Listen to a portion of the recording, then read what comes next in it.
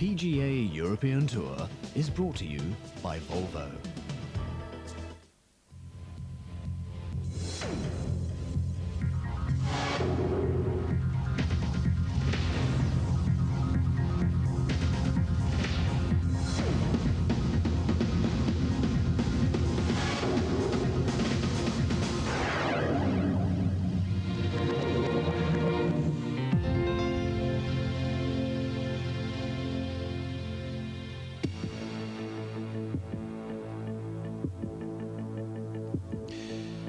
Montgomery, he's won the European Order of Merit now for 4 years in a row.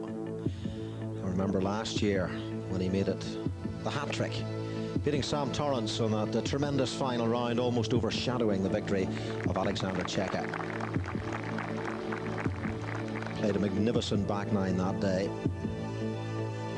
This is the Valderrama course. What a magnificent layout this is, designed by Robert Trent Jones Sr., and it is the most picturesque and one of the toughest golf courses in the world. Host to the Ryder Cup, of course, next year.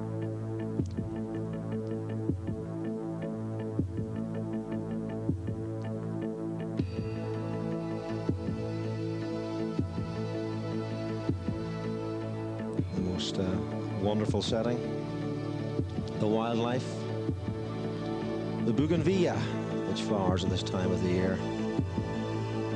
And this, of course, is the end of the European Tour season, the last tournament, and a big bonanza for the players playing here. Bonus pool to be competed for. Thursday morning, a lot of fog today coming in from the east. And Robert Allenby was first out onto the tee. Of course, he had to hit one shot to gain his £70,000. The man who fractured his sternum in a car crash on the road just close to the course here. The main Malaga road, known as Death Road. Well, it almost cost him his life. They thought he'd broken his neck and suffered brain damage. And lucky enough in the end to get away with the sternum injury. And stitches to his head, 15 stitches to the head. £70,000 to be gained for hitting the one shot in the bonus pool, but Robert Allenby giving all of that to charity. The Teenage Cancer Trust in the UK and the Challenge Cancer Support Network for kids in Australia. Playing with David Howell. And difficult for Howell, I'm sure, to retain his concentration as a circus of camera crews surrounded Allenby for this very strange opening to this 1996 Volvo Masters. This was at 9 o'clock this morning, play delayed for 3/4 of an hour, surrounded by the media, and all he had to do was get the ball off the tee.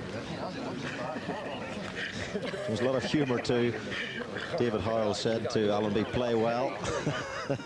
Partido número 1 en el tee, Robert Allenby de Australia. So the Australian with 3 victories on the tour this season, in obvious pain.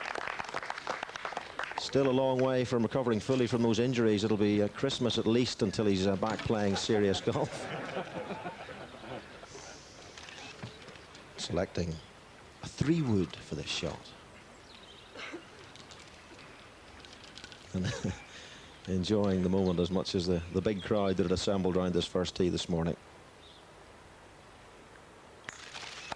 And that's all he had to do. 40 yards he hit it. He pushed it slightly right. Didn't actually manage to clear the ladies' tee. I think there's some sort of penalty for that. Certainly there is in my 4-ball. But Allenby won a lot of friends this morning, the way he handled himself. And the reason he's here is to keep his position, he said, in the European Tour. That is my main concern. 3rd at the moment, and that will give me a great chance of finishing 4th or 5th. And of course, the important thing too, that all that money gained going to charity. He had no problems with the rules. The rules said that he had to hit that shot. David Howell playing with him and hanging about for 50 minutes. All the focus on Allenby. And credit to Howell, he smashed one down the left side of the first fairway. And Allenby said, I don't think I can continue. He then moved into the press tent, and his first comment to the gathered media was, would you like me to go through my card? Which got a laugh. Howell then playing with a marker. Juan Quiros, and Howell birdied the first hole to take an immediate lead in this tournament. He went to 1 under par. The bonus pool, £150,000 on top of the prize money for finishing at the top of the table after 4 rounds of golf here. Big money this week, of course. £100,000 for second place, £73,000 for third. And there's the Volvo ranking. It's all over at the top.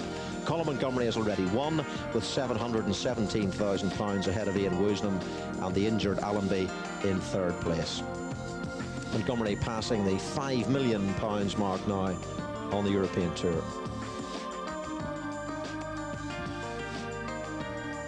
David Howell made that a good start on his own in the fog. 2 under after 3. Finished though with a 72. Padraig Harrington, well, what a start for the Irishman. The Spanish champion had a hole-in-one at the third. Sadly for him, no prize for a hole-in-one here.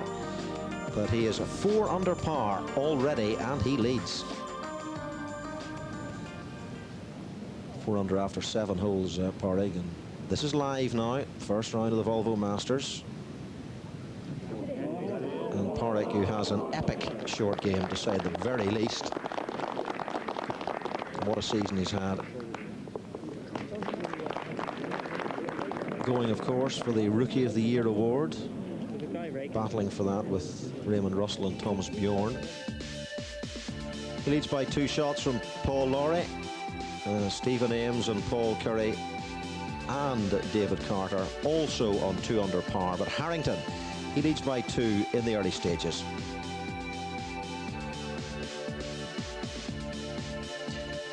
Harrington parring the 8th hole. The 8th hole here, 345 yards, par 4. Seve Ballesteros, well, he made a pretty good start. He birdied the first hole. All pars then to the turn. Par 4 9th, dropping his first shot of the day. But the local, the Spaniard who captains the Ryder Cup team, of course, here at this venue next year, out in a very creditable level par on this toughest of tough golf courses.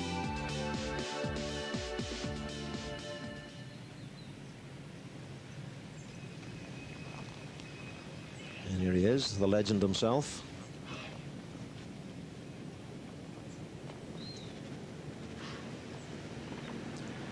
On the 10th tee.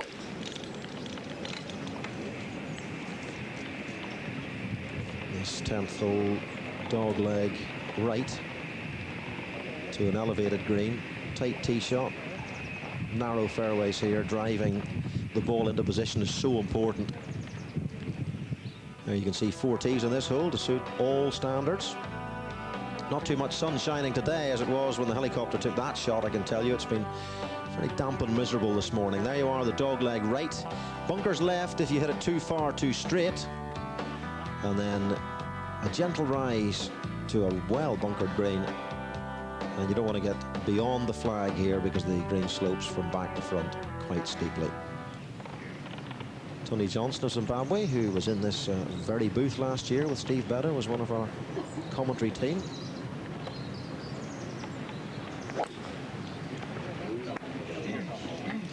And of course, if a player ends up in this booth commentating this week, it usually means he's been out early in the morning and isn't doing that well. So I suppose they don't want the curse of the Eurosport booth inflicted upon them.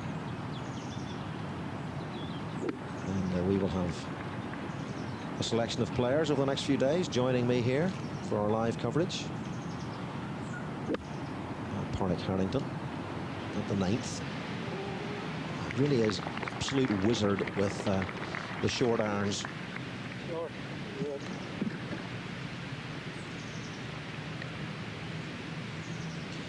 The Rookie of the Year award is not selected purely on the money list. There is a panel that picks who should win it. So actually finishing ahead of the other 3 is no guarantee of taking the Henry Cotton Award. Monty at the 8th, who's played exceptionally well on this course over the years, but I don't think he likes that one too much, and that was for safety, and it's not too safe. Completely dead, he said. Golfing terms, of course. 345 yards, par 4. not a hole in this course that you would describe as easy by any means. Those cork trees, hundreds and hundreds of them on this beautiful layout, ready to trap. Even the slightly loose shot, and that's a very narrow entrance to this 8th green, overhanging branches and a sandy waste, waiting anything short. Playing with former champion Ronan Rafferty. Not a good year on tour for Ronan by his own high standards. He's down in 86th spot. Another peculiar and individual swing of his. Coached for many years by Don Patterson and catching one of the corks. Now this is interesting. Bernhard Langer, watching him on the practice putting green this morning, he was using the broom handle in recent tournaments, and now he has reverted to the old style. The old style, which was accompanied by wobbly forearms. The return of the dreaded yips for him. But he seems to think at the moment that it's a better method than the broom handle, although he was putting pretty impressively with the long putter. 1 over par. And already 5 shots adrift, but a lot can change very quickly on this course. Such is its difficulty. David Carter has moved to 3 under after 13 holes, and that's a great start to the back 9.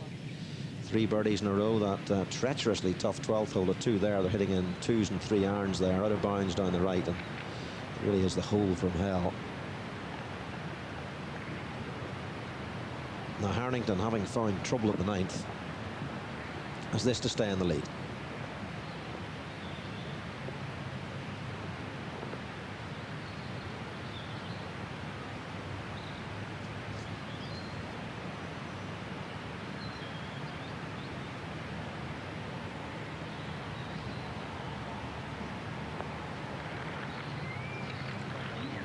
Always left, pulled it slightly.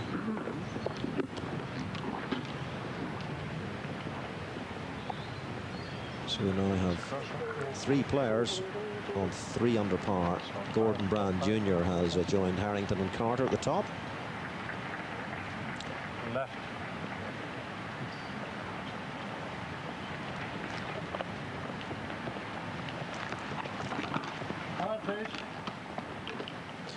Paul Lowry, by the way, in the clubhouse on 2 under par. He was playing early this morning in that fog when he began in one of the early matches.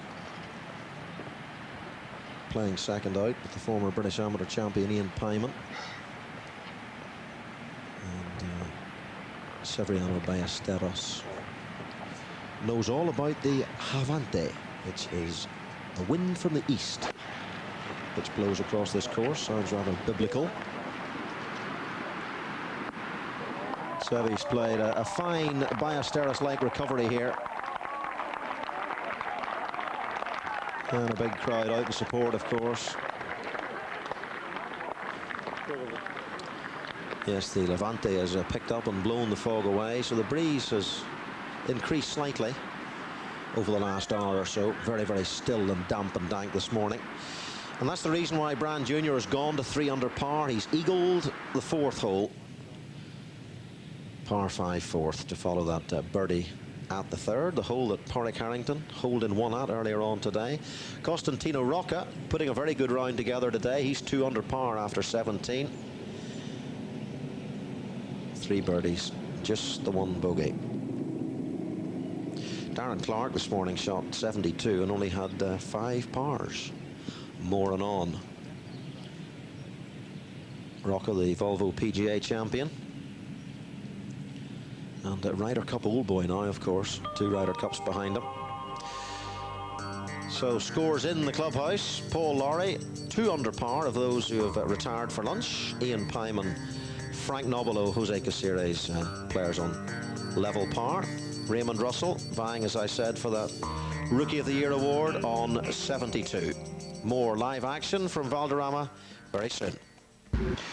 Welcome back to Valderrama, the first round of the Volvo Masters live. This is Mark Robson bringing you coverage throughout the afternoon. Seve Ballesteros having played a fine second shot from a difficult spot into this par 4 10th, and he's below the hole. So important here at Valderrama don't give yourself too many downhill putts.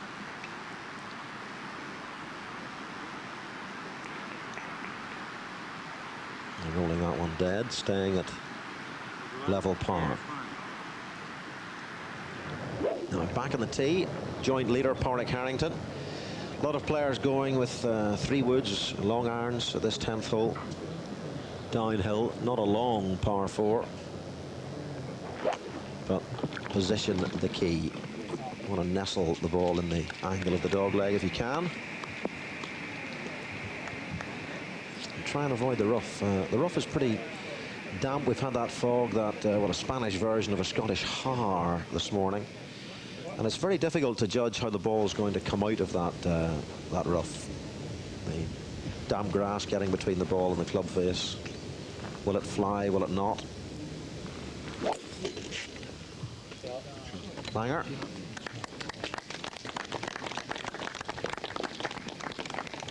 A good tee shot from him.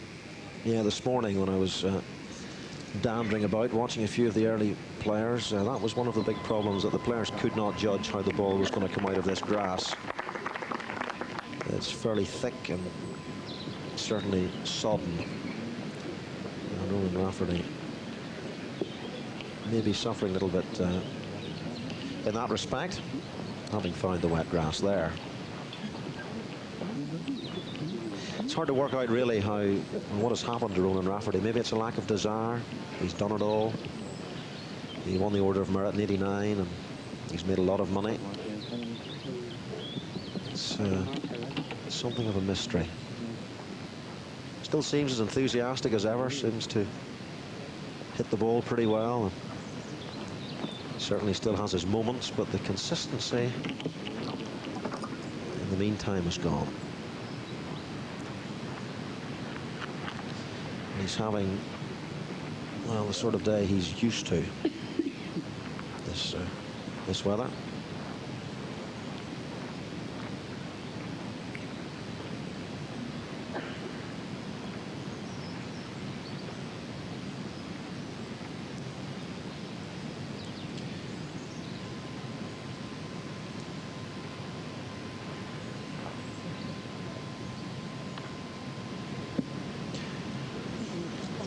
Rafferty playing with Colin Montgomery today, and Rafferty leaving himself with a lot to do. Let me tell you that on these greens there is no such thing as a tap in unless it's 3 inches uphill. They're quick. They're also firm, a little bit firmer than they were last year. Zimbabwean Tony Johnson, another man who's also won the PGA Championship at Wentworth, so knows how to play a tough course.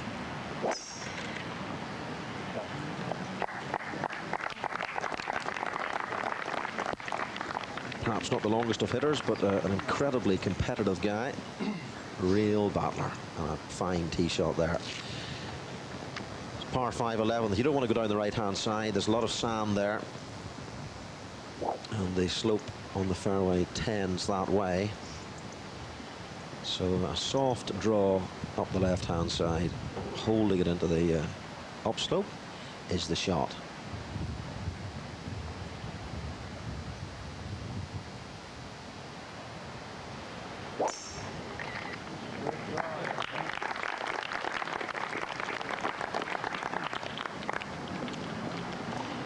So that's very quietly just at the moment, because I wouldn't like you to quote me, but Seve seems to be finding his game.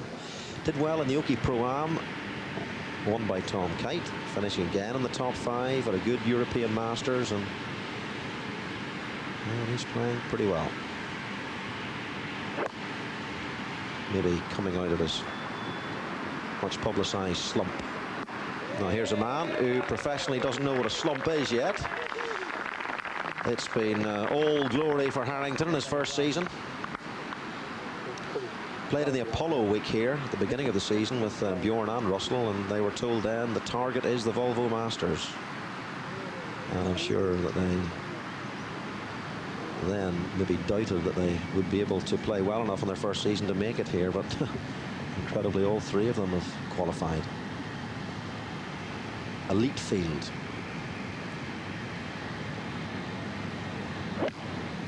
Harrington playing with Langer. A nice land. A nice land. He's left him with a nasty little pitch shot from that cloying grass. Now Monty found trouble at the 8th, hit an iron off the tee, not a good shot from him by his standards, and this is for par. And that is a beautiful putt. Pace perfect there for Monty.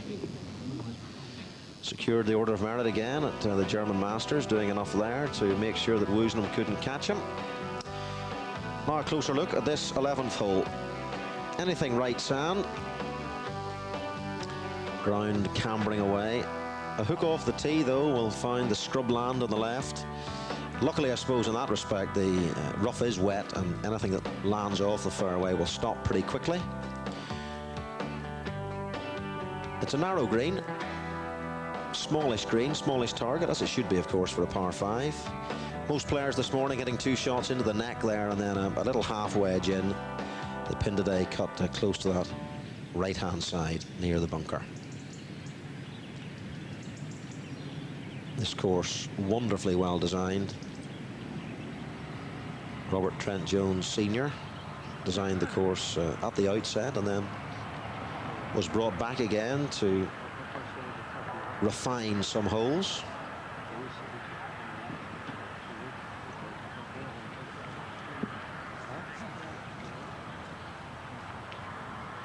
Where's the pin on the right, no? Seve preparing to give it a lash. Undulating course this, reminiscent in that respect a little bit like the Augusta National Course, home of the Masters of course. And manicured in very much the same way, presented exquisitely.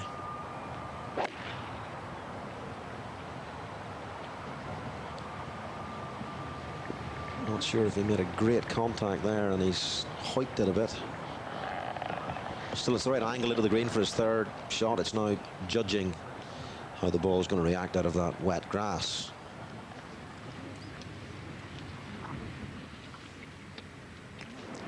But no better man than Seve for a shot like that.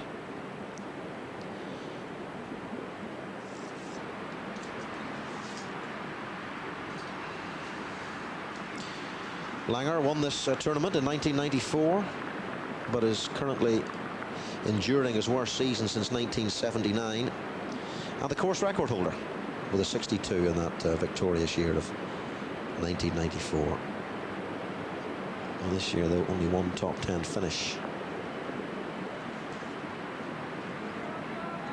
That's a beautiful shot.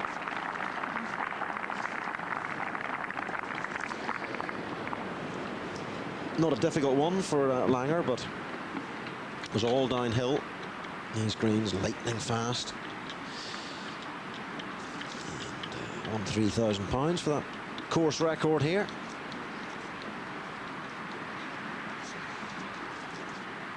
£3,000 is the prize for a course record per tournament. And if anybody shares the score you return, then that £3,000 is split as many ways as is necessary, of course.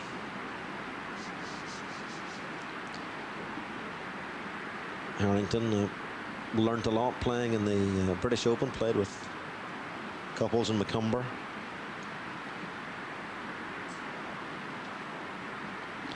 Interesting quote from Harrington this year, asked what he learnt from winning the Spanish Open. He said nothing. He said, you learn from losing, not from winning.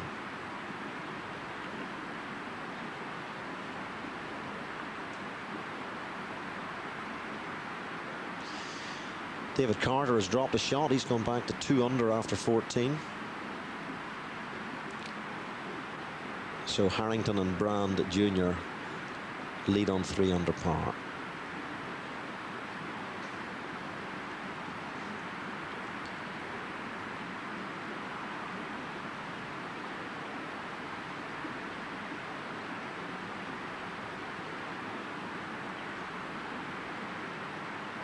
Little bit right to left. Oh, and well judged from the Irishman. Good gallery following this match. And Harrington goes back into the lead by 1 shot.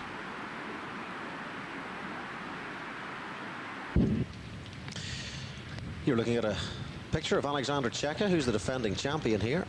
But he's not going too well. He's been playing a lot of his golf this season in America with mixed results. Very few appearances in Europe, and he doesn't look like he's going to make anything like an impressive defense of his title, as he's now 6 over par. And it's all whites and blacks on his card. No rather satisfying reds for him, but plenty of reds on the cards of Harrington, Gordon Brand Jr., Lowry, Rocca, Ames and Carter. Padraig Harrington having just birdied the 10th hole to go back into the lead. His round punctuated by a hole-in-one at the 3rd today. Peter Hedblom now has just gone 1 under actually, and Russell Claydon and Lee Westwood in the early parts of their first rounds on 1 under par. Colin Montgomery saving par rather well at the 8th, having found the trees off the tee. Shanghai Hui of China, level par after 8. More on him later on. Darren Clark, 5 pars in his round of 72, 1 over par. He was to have joined me in the commentary booth today, but decided he needed to go to the practice ground for 5 or 6 hours to sort out a few little minor problems. Sam Torrance is in on 2 over par. Great season last season, 2nd in the order of merit, but not so good this time. Now, Tony Johnson with his 4th shot from the bunker. Peter Baker was in a very similar position this morning. One of the matches I followed to have my first look, I have to say, at this Valderrama course, and impressed I was, as everybody is. What a setting, what a test for the Ryder Cup. Now Baker got up and down from this spot. Flipped it out to a couple of feet, not much green to play with.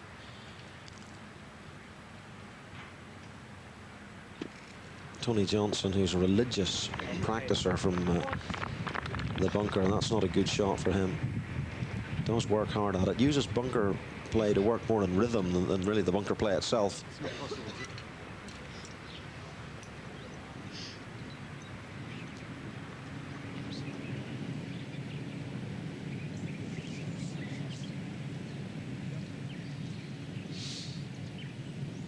Monty began the day with a birdie at the par 4 first, 389 meters, and dropped a shot straight away.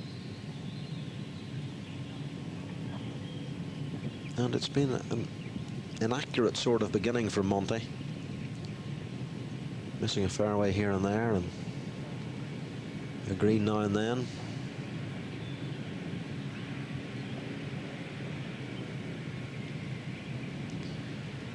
Long season for Montgomery. Of course, there must be some sort of feeling subconsciously that the job has been done this season. He has equalled Peter House's record of 4 order of merits in a row.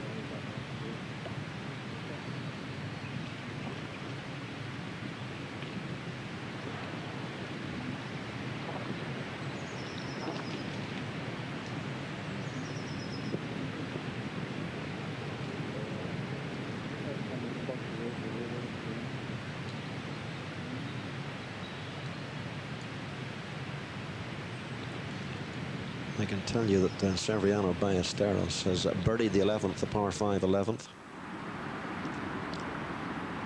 Thomas Bjorn of Denmark, the winner at Loch Lomond, in extremely impressive fashion.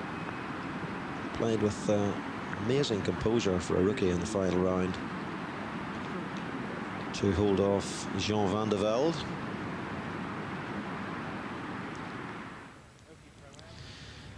Well, I've spoiled it for you now, haven't I? This is on tape. Told you, warned you. His 3rd shot there was a great shot from the rough on the left-hand side. Rough there, quite heavy, although it's drying off now as the breeze picks up and the sun comes out after the fog this morning. But he managed to get quite a bit of spin on his ball from the rough. And little bit of short game magic from the master. Paul McGinley, Austrian Open champion, his first tournament success this season. Played in the Dunhill Cup side, of course, for Ireland, who lost to South Africa in an amazing fashion at St Andrews. It looked as if that match wrapped up.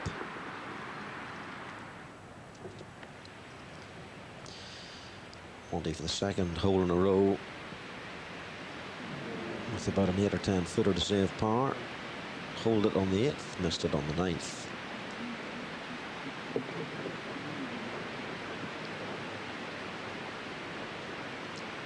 And reaches the turn in 1 over par. Back to Bjorn at the 10th.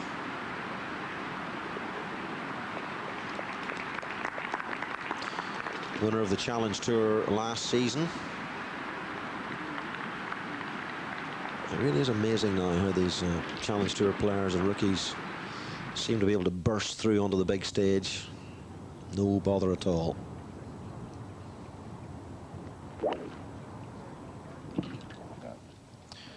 Back to the leader. And that's perfect. Gives him a short squirt into this 11th green. Seems to be in fine form, very happy within himself, very relaxed. Recently married, Porter Carrington. Announced his engagement on the Isle Sod at the European Open at the K Club after shooting his opening 65. You remember that day for a while. Forever, probably.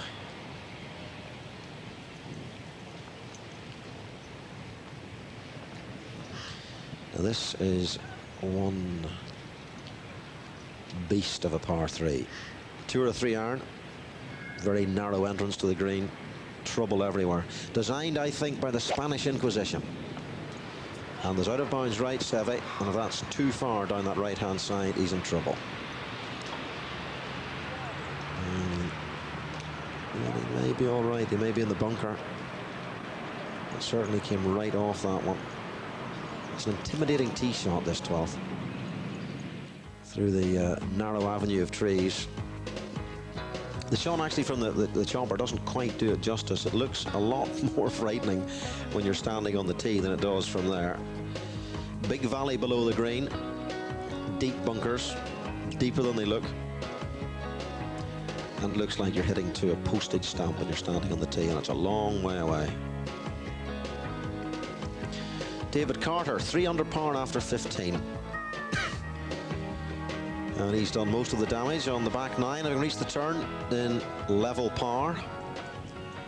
Birdieing this hole, the 12th and the 15th, which is another hole that plays 1 or 2 iron. Par 3s here, very difficult indeed, very demanding. And 2 2s in your card, a good return. Well, Seve may be out of bounds, is forced to play 3 off the tee. And either a miss hit or their own club. And he's got a bank to come up there, and that is thick rough just short of this green. As you can see by the fact that you can't see his ball. Hardly at all.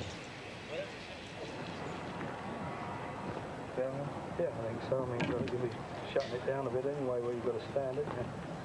You're coming down.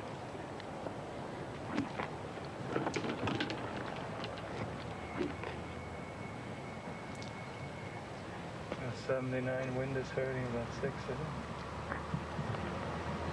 Yeah, I mean, but it's kind of, it shouldn't fly that much, shouldn't it?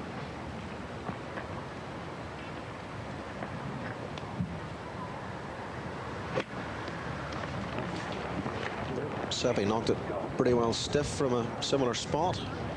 His shot wasn't quite as tough as Langer's.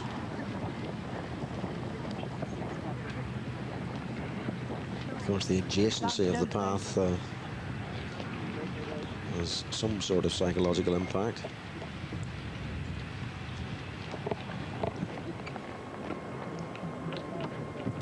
Very often on the edge of paths like that, you find a little bit of loose slate or a stone underneath the verge. as I discovered at Killarney this week in a Pro-Am. And I could easily have fractured both wrists and dislocated my shoulders.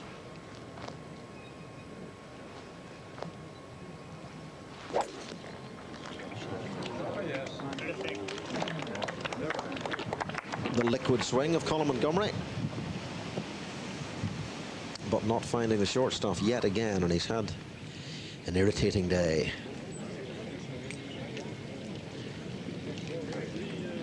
The blood finds its way to the ruddy cheeks of Colin Montgomery.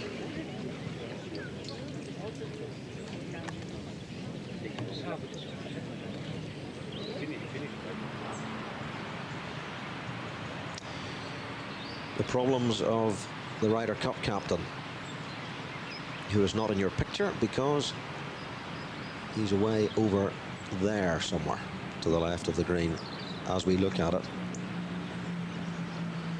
Oh dear, he's in David Bellamy country. Familiar territory for the Spaniard through his career, but I don't think. Have you declared it lost? Well, it looked for a moment as if somebody might have found the ball, but it looks like it's out of bounds. Temperature 19 degrees today. It was 82 here yesterday, but it's pretty cloudy out there this afternoon. This Havante wind brings in that type of weather, apparently, I'm told. Assured by the members here. But it's a good day for golf. Greens running through in excellent condition. The fairways fabulously well manicured. And maybe the green's not quite as slick as in previous years. Today, anyway.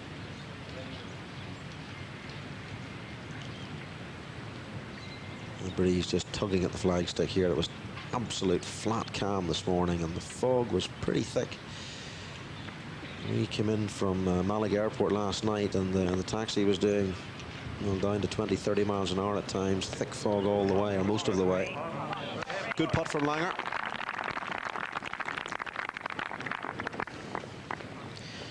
Andrew Oldcorn has moved to 1 under par after 13, the man who almost won the Irish Open at Druids Glen.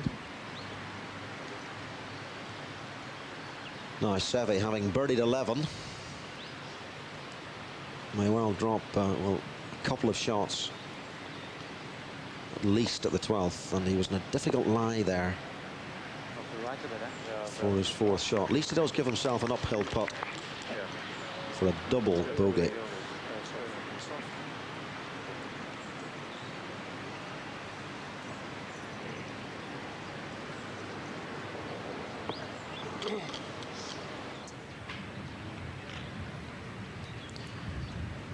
Harrington, I presume that's his 3rd shot to 11. He won't be too happy with that.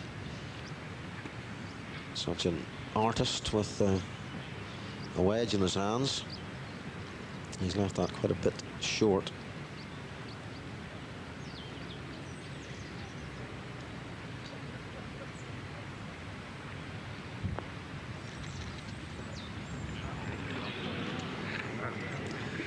That was a bit of a, to use a cricketing term, a pull to leg.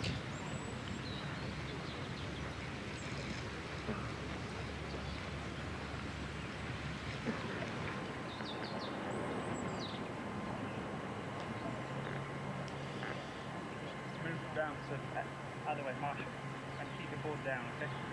Thanks, sir. Thanks. What have we got, 120. The epitome of politeness there, Colin. Breeze is getting up a little bit, just beginning to start to gust here, which of course adds to the problems. Tough enough course in a flat cam. Monty, it's not a bad line to come in from. Nothing in his way, but of course out of the rough again.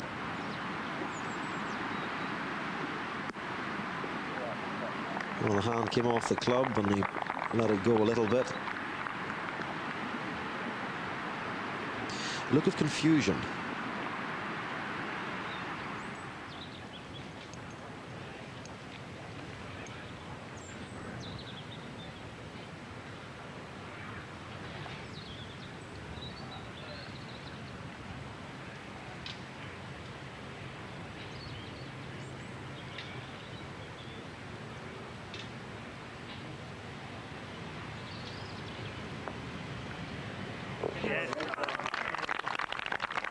Doesn't miss very much from short range, Padraig Harrington. Really relaxed into the professional arena.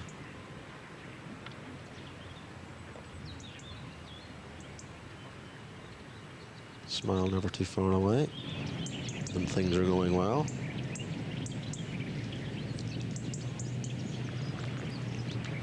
Looks like Jim Payne, the tall, angular Englishman.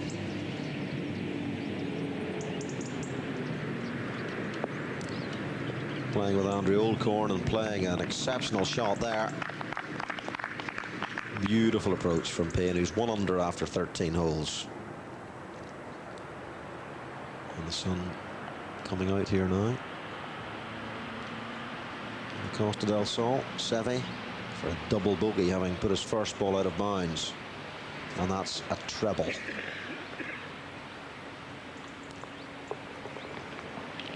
And the card of the Spaniard beginning to have a familiar Seve look to it, certainly in recent times. Although he has sparkled on occasion, notably recently.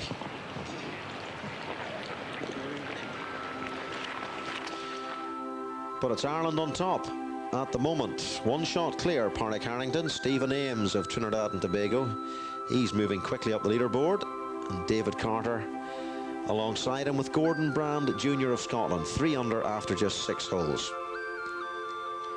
But Padraig Harrington has a 1-shot lead. More live golf after these. You're watching Bernard Langer on the 12th tee. Live coverage of the Volvo Masters from Valderrama here on Eurosport. Mark Robson is your host, that's me. Padraig Harrington in your absence, playing with Langer, has just fired what I assume was a 3 or a 2 iron into about 15 feet pin high here on this treacherous hole. They're all treacherous here though. Nothing is easy. It's hard to believe that Langer managed to coast it round here in 62 shots a couple of years back.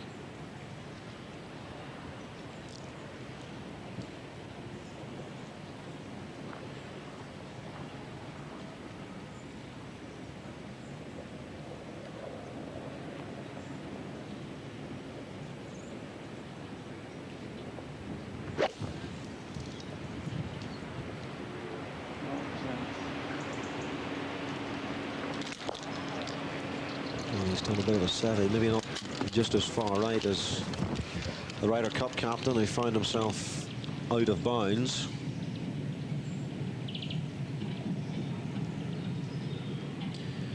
Monty for a birdie, missed the fairway off the tee, came off his second one slightly. Never really had the roll.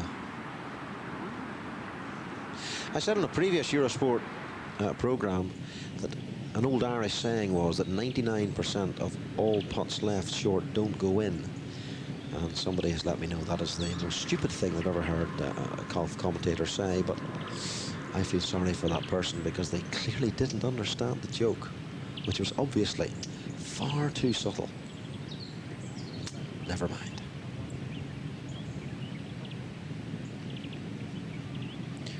Bjorn, cack-handed. He's been putting cack-handed since he was a child, so it obviously feels totally natural to him now.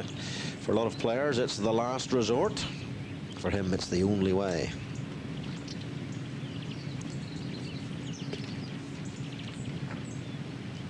Sets himself very high standards, Bjorn. First season on the European Tour. Stephen Ames, winner at the Oxfordshire in those brutal final round conditions at the Benson Hedges, had a smooth enough outward half, but he really has started to fire on the back 9 with 3 birdies. Looks like Rowan Rafferty. Certainly is. You can tell from that backswing.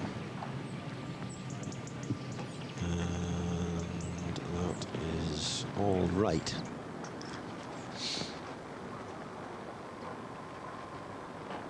There is sand down there, but it takes one mighty crack to reach it.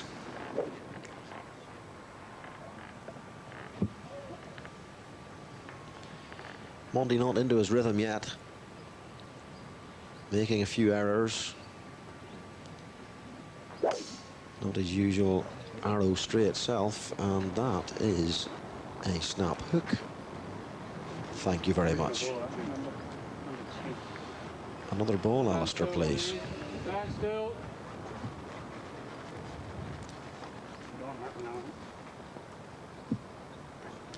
A hook is like the wife, almost impossible to control.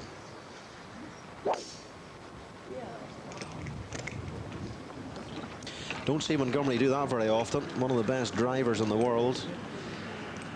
I think the last time I saw him do that was at the Murphy's Irish Open at Mount Juliet last year on the 4th tee, when he snapped one into the trees and lost his ball playing with Greg Norman in the final round. And I almost went into shock. 13th hole at Valderrama. They're all tough here. Downhill par 4. A lot of players hitting 3 woods off the tee here. The fairway narrows, so a driver won't do very much for you, but get you into trouble. Then it's a short iron in. 8 iron, 9 iron, maybe a 7 iron if you decide to go for an iron off the tee. Slightly elevated green. Not a lot of trouble around it. Plenty of slopes and hollows though. And Seve's in the perfect spot.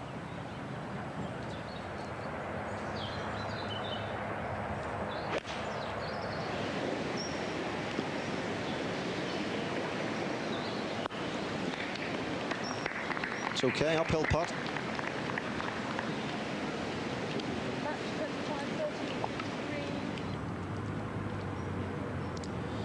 And Langer, I think I heard his ball hitting one of those cork trees. There you are, you can see one of them to his left. Now that should roll out, and it's a pretty good shot from where he was. He had lots of green to play with.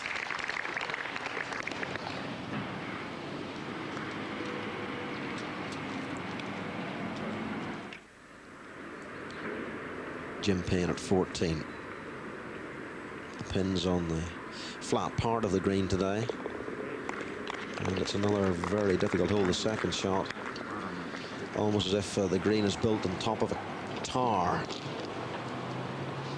Sits on a pinnacle of ground and looks, when you're down in the fairway, a bit like one of those holes you see in those zany calendars.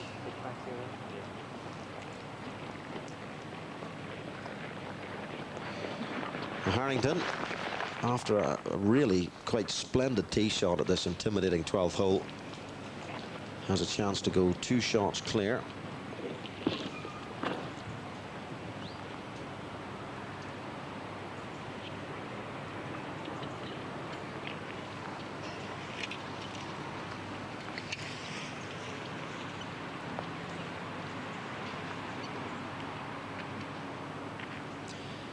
Total of 10 players currently under par here at Valderrama.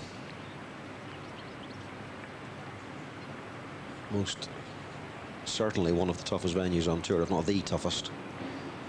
Although with the addition of courses like Loch Lomond this year, well, Loch Lomond certainly is a very difficult test, and could well be in this league.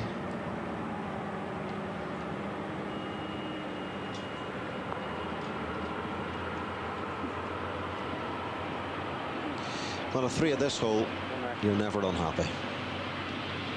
Ask Seve Ballesteros, who took 6 here a few moments ago, to go from 1 under to 2 over.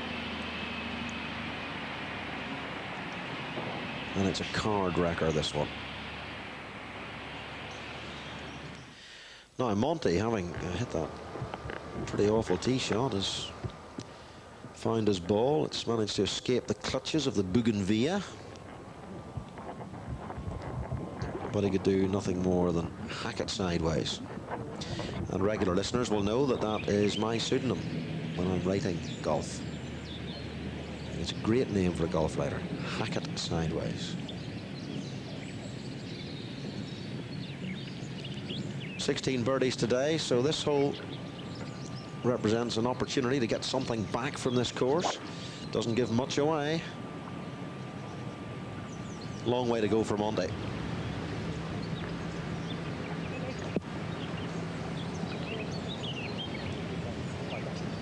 Back into the rough, but again, opens up the green from that side.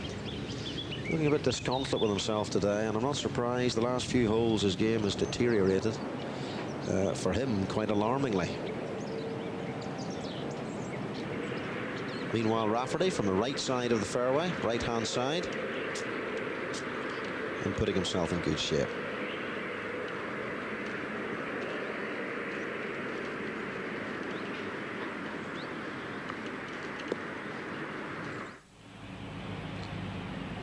Langer for his par.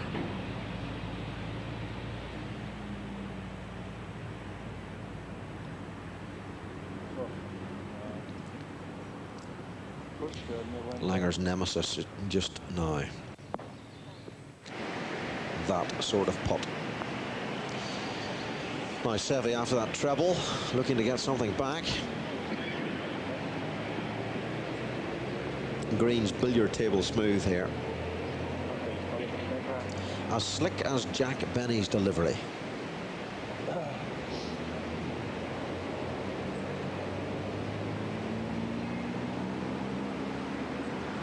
For those of you who remember Jack Benny, great comedian.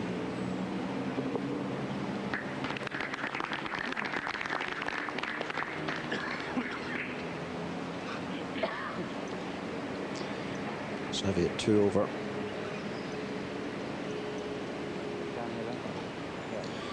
Now, Stephen Ames, what about this? He's 4 under par, he's birdied 16 and the par 5 17th. Well, the second shot there is over water. The pin cut pretty tight to it today, so I imagine he knocked his second in short and pitched and putted for a birdie, which takes him to the head of the leaderboard with Padraig Harrington. So 2 men who have enjoyed success on the tour this season in a lofty spot right now. Russell Clayton, the 9th player to be under par, or 9th position, 1 under par after 9. And level par 71, a pretty popular score this morning. Those players, of course, early starters.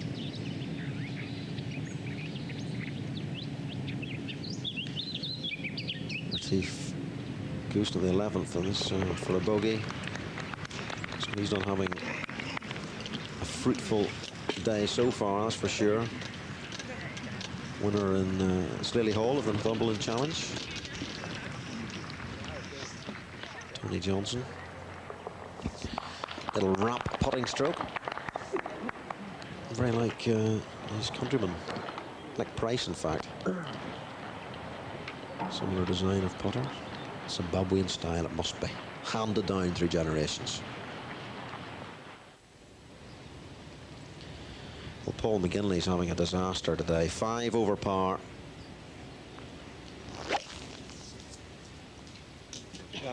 No cut here, so he doesn't have to worry about packing his bags and heading home. And that's a great shot at the 12th, and really very good chance to get one back here.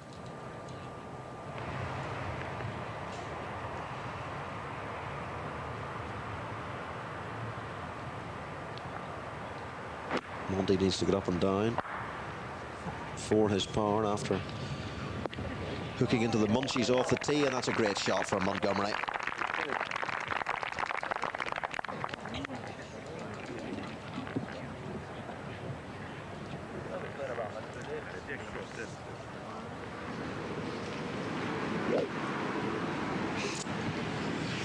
At the 14th, Seve Ballesteros. Once more, positioning off the tee, very important. Narrow fairways. The fairways are also inclined to slope towards the rough.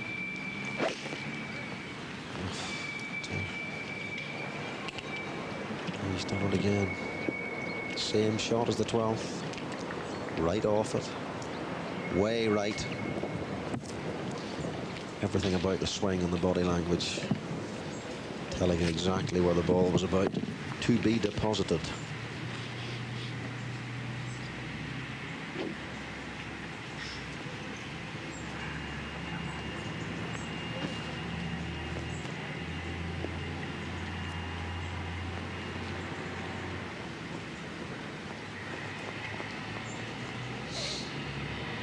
course, I'm looking to see who's going badly, to see which of the players I can drag into the commentary box tomorrow.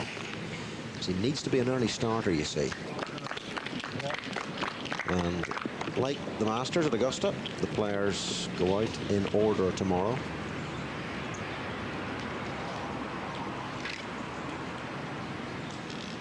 So naturally, players like Daniel Chopra, who shot 81 today, will be out early in the morning. There's the 14th, and you can see, even on television, which does flatten things out, as you know, the big dip before the green, then it's a steep rise, quite a climb to the green. Smallish green, heavily bunkered, pinned today on the flat part, but there are some devilish places to put it on that surface, I can tell you. Another look at Seve's tee shot at 14, almost a replica of his swing at 12. He came right off it, club off the grip just after impact. Tells its own tale.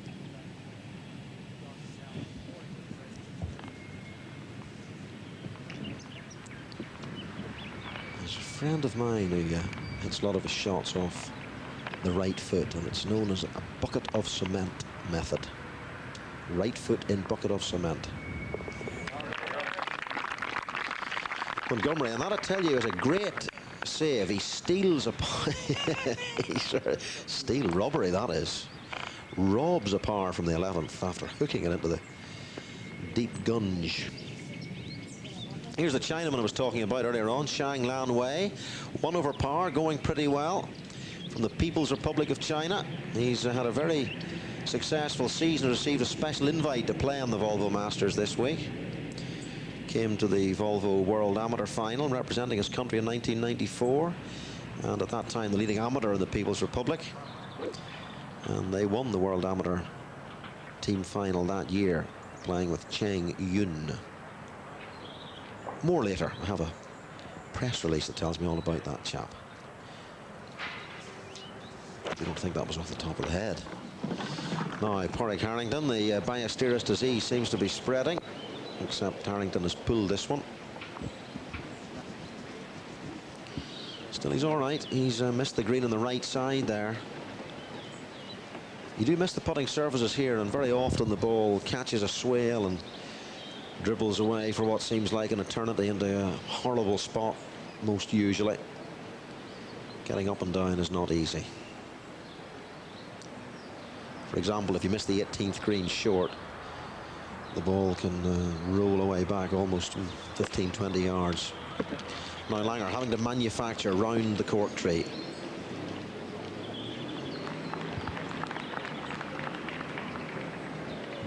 Just having to slide one from left to right there. And there you are, demonstration of what I was saying. The ball looked like it had stopped in the front of the green, but then gravity and the shortness of the grass combining.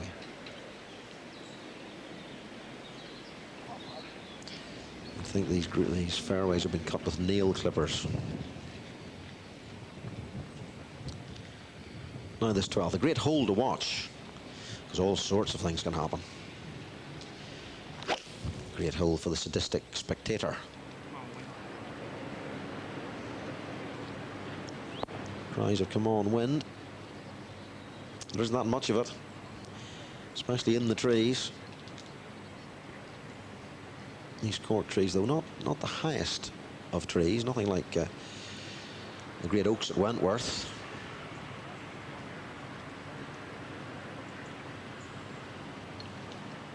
There's that 14th again. The wind, well, it's gusting slightly, but it's very light, so it's not really having much effect on the golf out there today. Quite humid, nice and warm. Typical, I suppose, Spanish autumn day, although the weather has been fantastic here for the last 5 days. Warm sunshine, 80 degrees yesterday. And this hole just averaging over the 4. Difficult hole. Seve cutting his tee shot. Not too bad. He has certainly got a shot here to the green. But again, he'll have to slide this one left to right. No better man.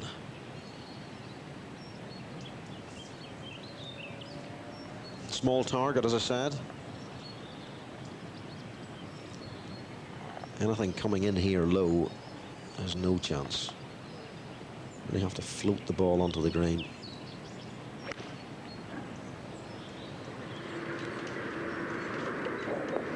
I'll tell you, that's a smashing shot.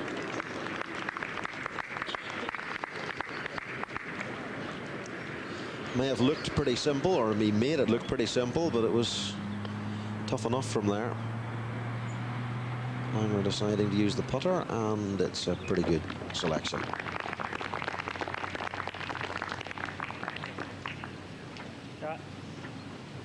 The grass very smooth, just short of the greens here. A lot of criticism there was at Druids Glen for the Irish Open, when a lot of the areas just short of the greens that allowed the grass to grow and basically tricked the course up, and the setup of the course, not the course design, was criticised roundly. Stephen Ames now shares the lead with Pádraig Harrington, and then it's Gordon Brand Jr. from Scotland on 3 under par. Paul Lawrie and Costantino Rocca safely in the clubhouse on 2 under par, and Paul Curry, who played so well at the European Masters at Crans-sur-Cher, he's up there as well. And Jonathan Lomas and Russell Clayton complete the list of players who are currently under par at the Volvo Masters here at Valderrama. Ballesteros and Johnson on the 14th green. Round 1 of the Volvo Masters. Live from Valderrama, Mark Robson here.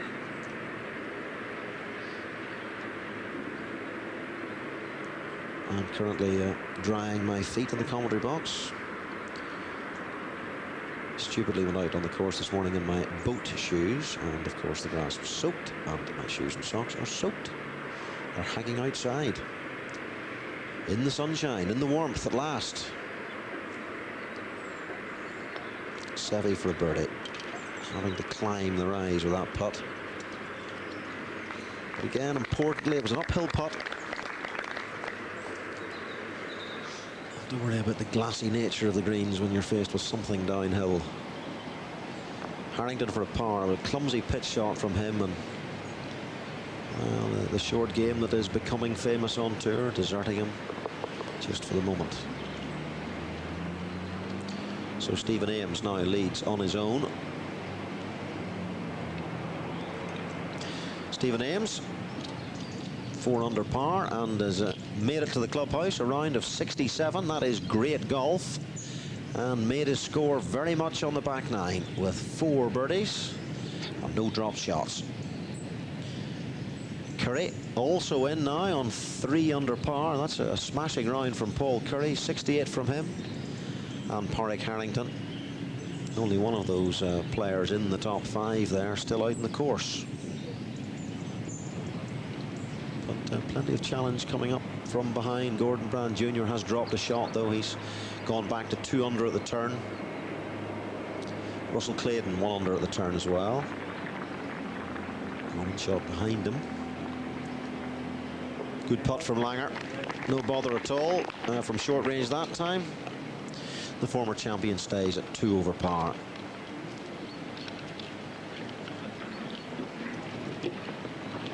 It's been a long time Langer failed to win a tournament in a season, and at the moment it looks like he's not going to win this one, but you never know.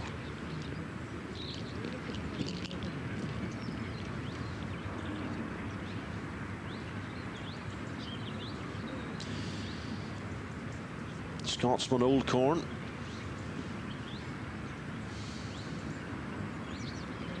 Took 6 at the last hole at Druids Glen. On a par would have won on the title, but up to that point had played remarkably well, especially under the pressure of a final round when he led for most of the way. And he hit not a bad tee shot at the last there. He pulled it a bit into the rough, found a very bad lie, and from then on, disaster. Relative disaster. Not happy with that putt.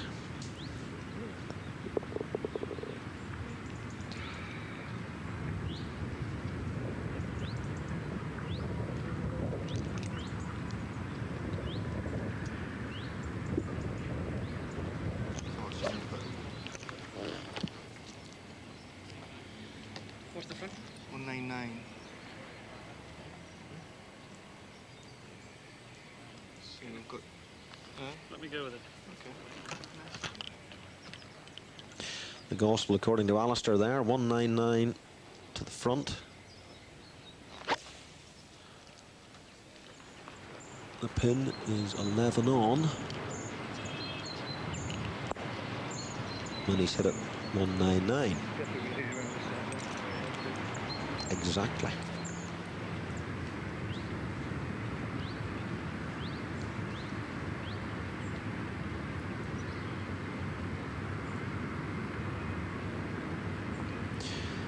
Jim Payne to go within one shot of the lead.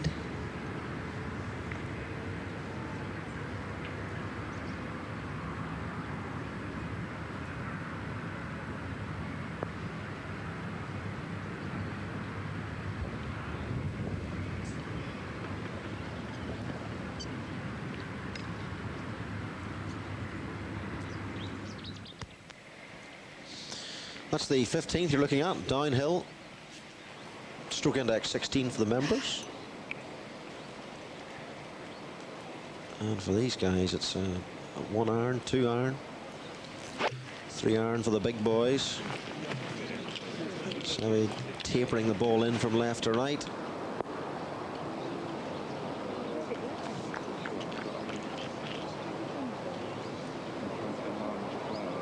Darren Clark almost holding one here today. It was a 2 iron, he hit 2 or a 3 iron anyway, finished 3 feet beyond the hole. He couldn't believe how it didn't roll in.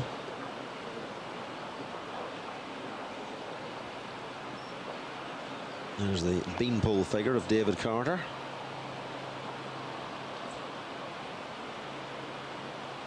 The only man on tour who could get lost behind a stake tree.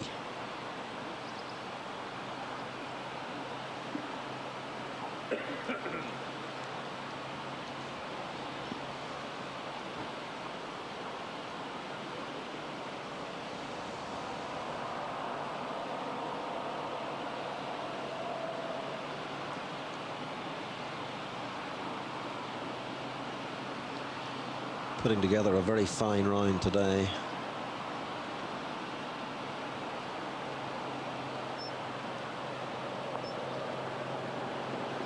No, looked a little bit quick there, that putting stroke. Slightly jabby and nervous.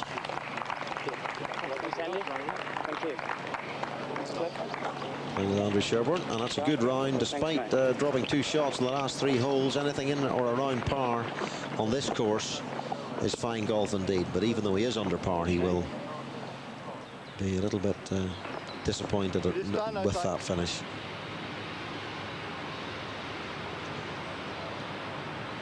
Colin Montgomery, uphill pitch shot, straight forward. He'll be looking to hold this. Oof.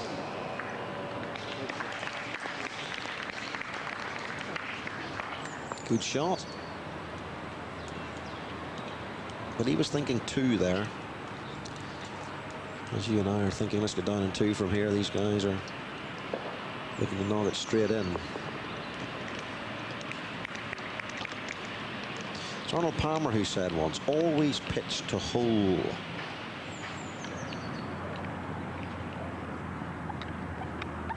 The theory being if it misses, it won't be too far away. And that's the theory.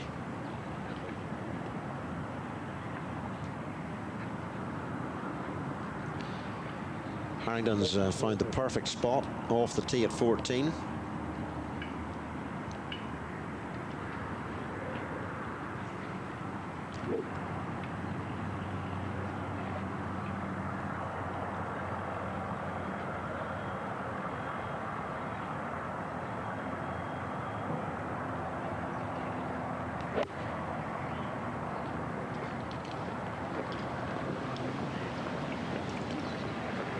That's a good shot. Not the easiest putt from there.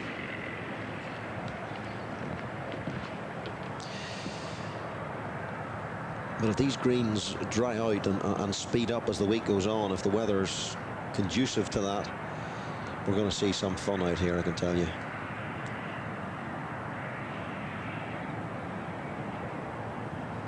especially as the pin positions will become more and more difficult, no doubt, as the week progresses.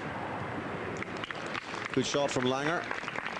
As I mentioned to you before, this pin placed on one of the flatter parts of the green, and I can tell you that helps out here a lot.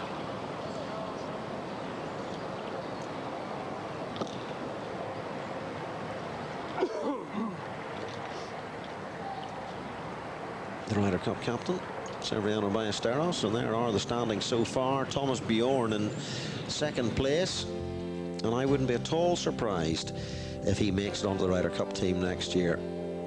Darren Clark, after winning the German Masters, shoots up into fourth place, and I know a great ambition for him is to make the Ryder Cup team. So far, it's going to plan.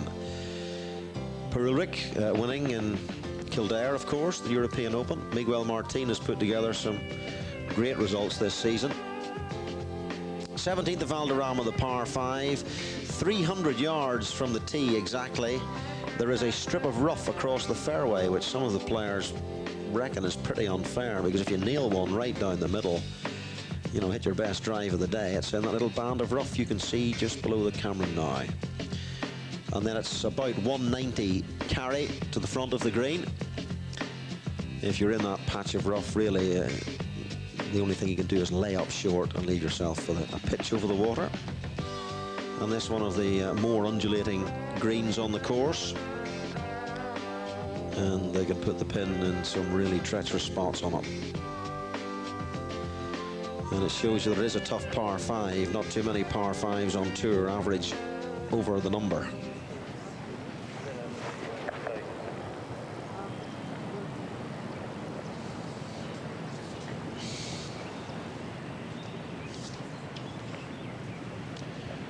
Jim Payne at the 17th.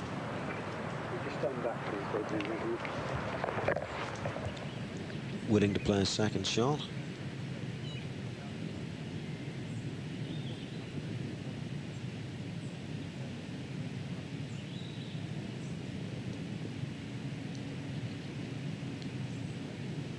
That's what he has left. This morning when I walked with Paul Lowry and Ian Pyman, they hit 8 irons into the neck and then pitched on. Very safe and sensible way to play the hole. Needs a matador, a man with the bravery of it to go for it. Someone like this fella, maybe. Now, Seve, oh, fine putt. Still putts extremely well. But the damage on his scorecard being done at the 12th, where he took 6 par 3. Harrington. He seems to have lost his touch with the putter just the last couple of holes. He's lost the purity of strike and judgment.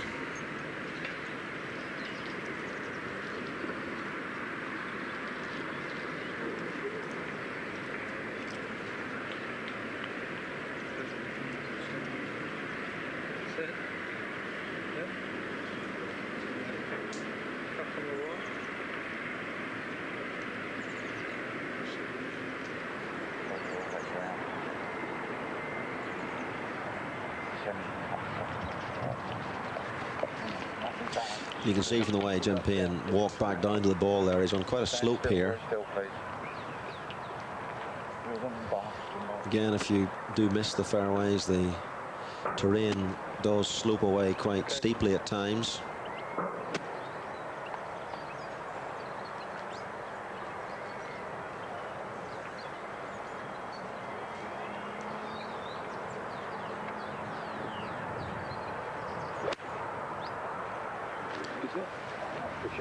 And that will be a layup.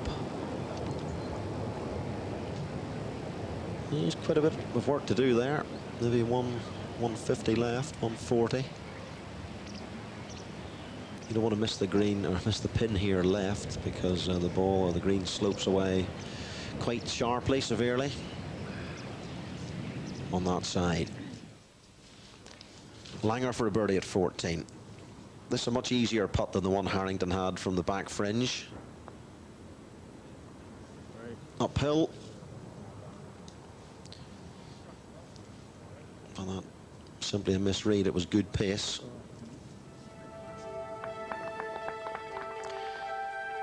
Former champion, course record holder, isn't going to shoot 62 today. He's 2 over par. Stephen Ames leads 67 shots round Valderrama. Is great golf in anybody's language, and he leads Paul Curry also in by 1 shot. Porrick Harrington, 4 holes to go, and with a tricky putt at 14 for a par, I think, left. 1 shot back. Yeah, it's Bernard Langer's ball on this 15th green, the par 3, downhill par 3. Playing with Porrick Harrington, who's 1 shot off the lead in the first round here of the Volvo Masters.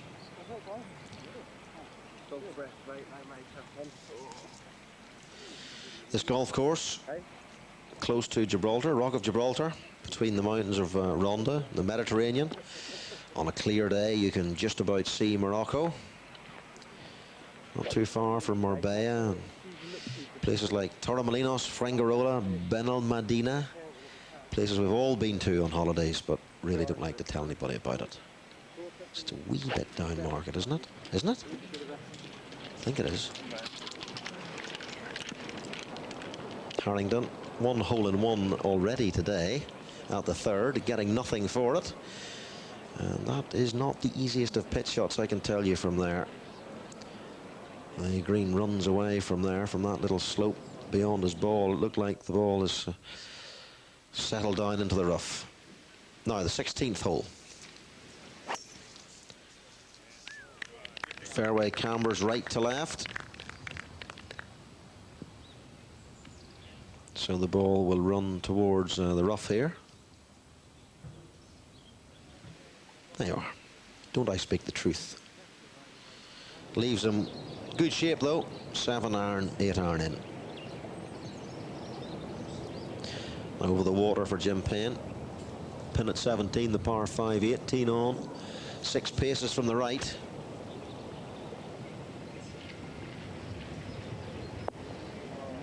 And he's played that extremely well. Didn't have as far to the flag as I thought.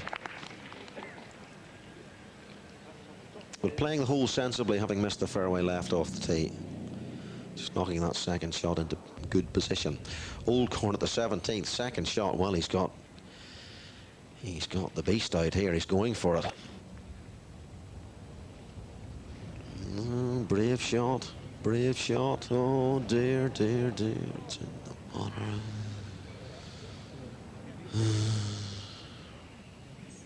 Can't believe it. It's quite a carry from where he was.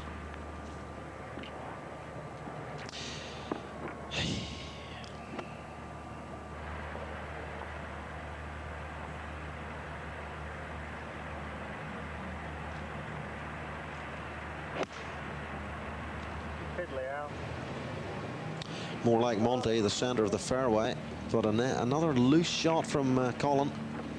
He's played a lot of them today. Most of them have gone left. And a little visit to the practice ground later, a little phone call perhaps, or a visit to Bill Ferguson. What is going wrong? This was Miguel Jimenez in 1994. This is a famous shot. Will you see this? Watch this. Watch this one. Do you remember this? Do you remember this? Here it goes. There it is. Yeah.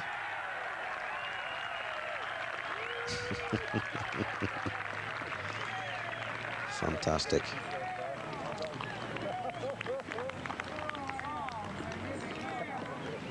A 2 at the par 5 17th. From Miguel Angel Jimenez. Another player who could push for a Ryder Cup spot in 1997, of course, with the tournament being held in Spain. The locals would like to see a Spaniard on the team. If it's not Seve, Jose Maria Olazabal, still struggling badly from the arthritis in his feet. Miguel Martin, of course, could get in. He's in good shape at the moment.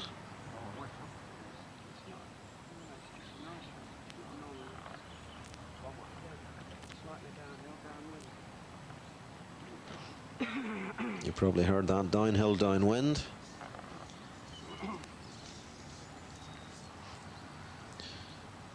Pin at 16 is out the back, but cut tight left. Little rise in the green you can see from there, so he wants to make sure he carries that. Short iron, great shot.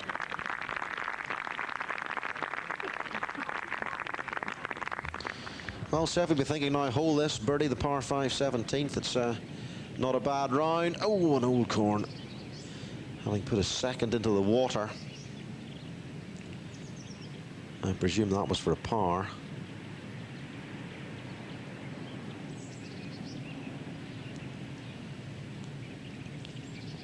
Fortune not favouring the brave Scot there. Brave heart it may have been. Now Montgomery. And it is difficult from that rough. It's pretty deep. Clingy.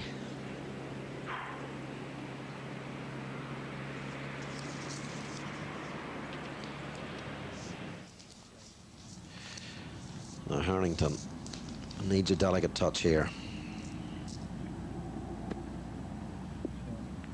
And he's played a Mickelson-esque shot there, and difficult to leave it short.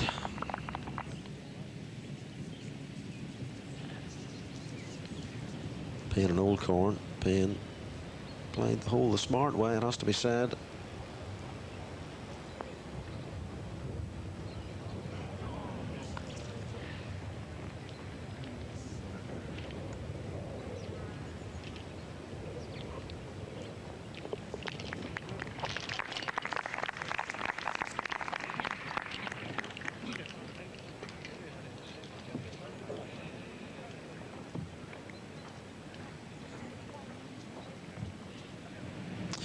Ian Woosnam's having a poor day, 5 over par. Of course, he's been suffering with back problems for the latter part of the season. 4 victories on tour, though, and pushed Colin Montgomery all the way. But really, in the end, his back gave in, and that sort of ruled out any chance that he had of contesting with Montgomery for that #1 spot. But all credit, of course, to Colin Montgomery for that 4th successive Order of Merit victory. Fabulous stuff from the Scotsman. Stephen Ames, 4 under par here at Valderrama in this first round. He's probably sitting contentedly in the players' lounge, cup of coffee in hand, reflecting on a job very well done indeed. Harrington can still catch him, though. 4 a par at 15. The putting stroke returns. Relief all round. A good up and down.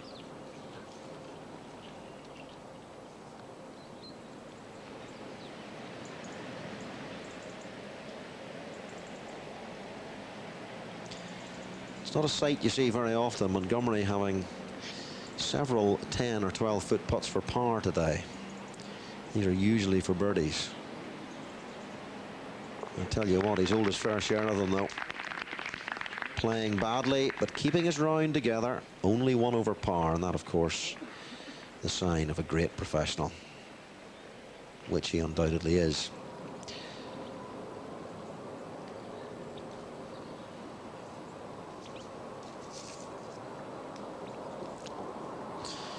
Langer.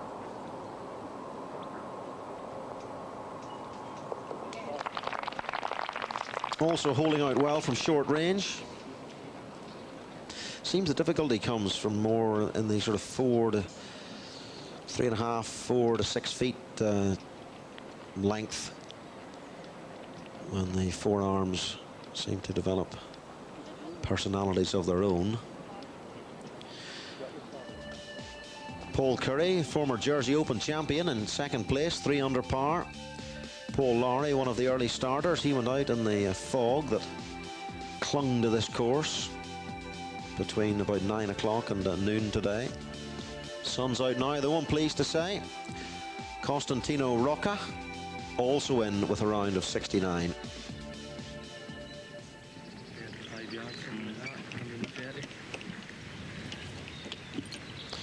On the 14th tee, Ronan Rafferty playing with Colin Montgomery, both former winners of this event.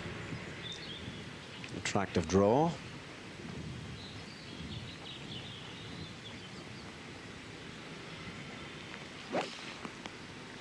Oh, good ripping cut.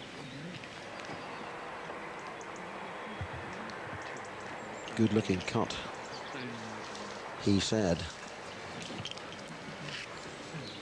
As I speak Northern Irish, I will be able to translate such comments throughout the week.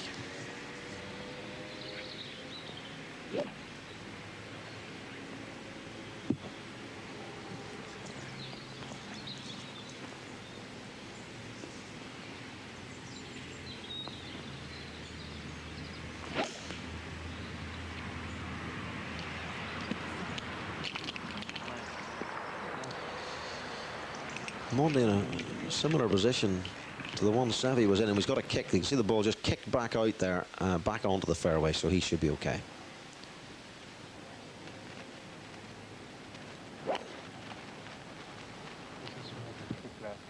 Kick left.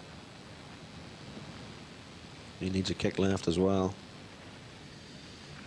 At 16.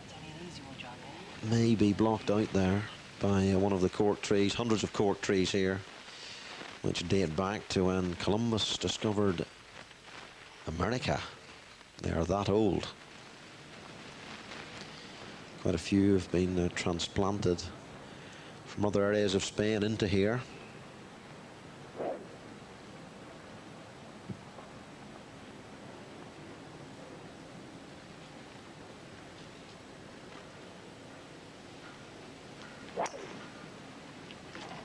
Carrington right. Here's the vision, Granite. Okay. Someone will see it.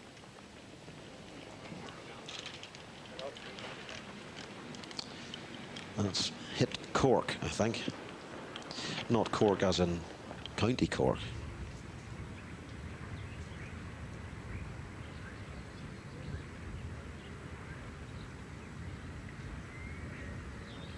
Seve played that great second shot at 16, and he gets a 3, and that's one back. Dropping those 3 shots today at the 12th. Now back to 1 over par, par 5 ahead of him. The nervous cough.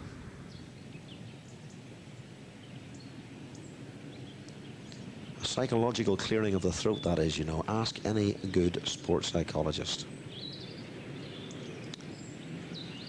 The breeze has dropped away. The Avante, the east wind, the two winds on this course.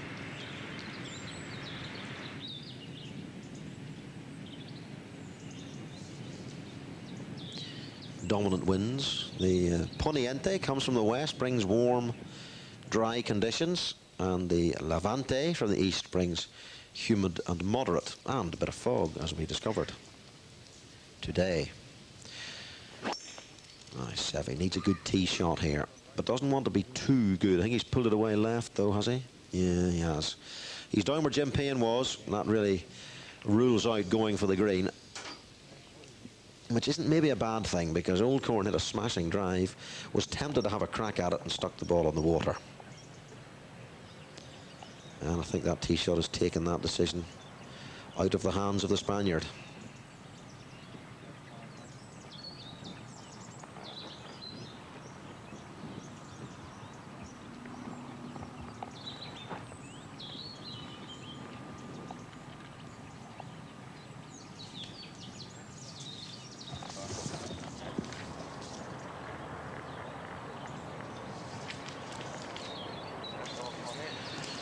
Rafferty, former pupil at CBS Newry. You were a great schools golfing force in his days there, as you would expect.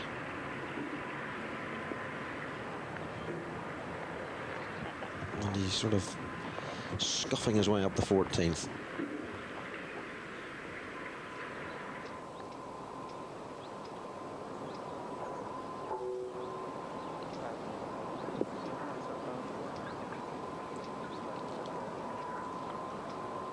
Thomas Bjorn in a similar position to Patrick Harrington at 15, but with a different type of lie.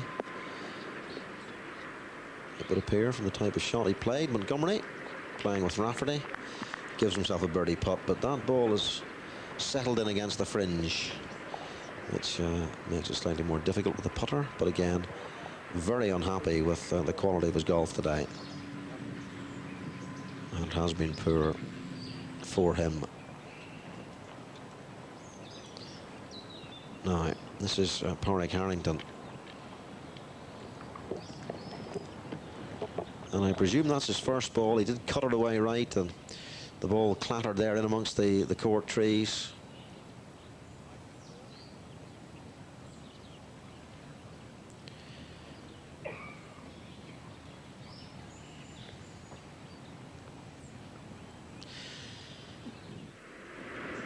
Headblom for a birdie at 14, and he must have hit an exceptional second shot in here, and he gets it back to level par.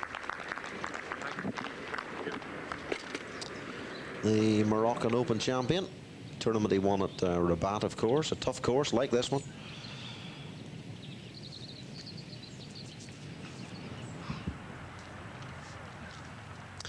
Well, that's a better angle for this shot, so you can see exactly what lies ahead for Seve. The feet below the ball, so the ball will tend to go from right to left. So we'll have to allow for that, clearly. But there's a large enough landing area short of the water.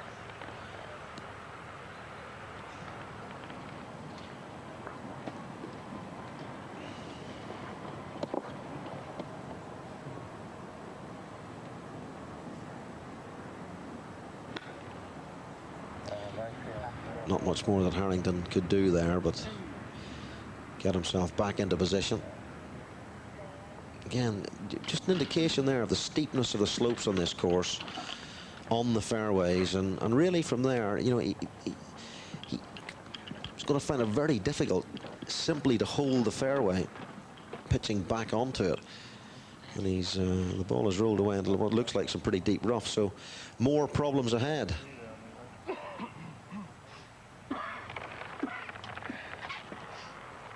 Oh.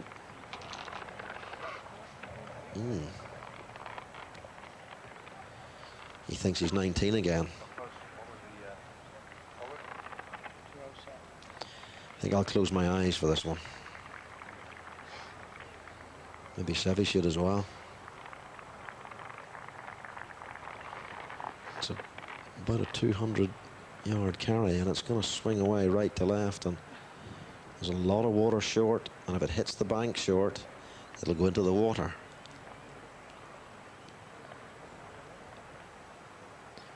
But he knows more about golf than I do.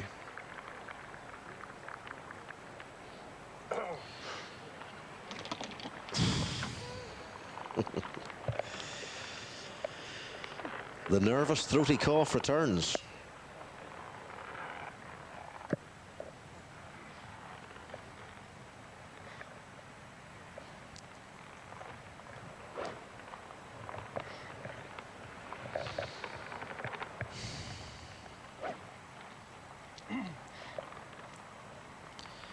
.99% of all professionals here would probably hit an 8-iron short, and this is the other 1%.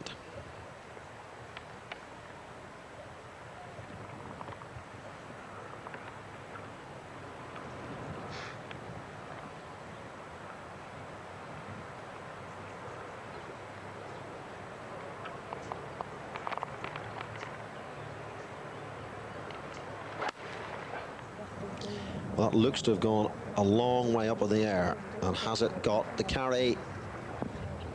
No. To be honest, there was a very, very high chance of that happening.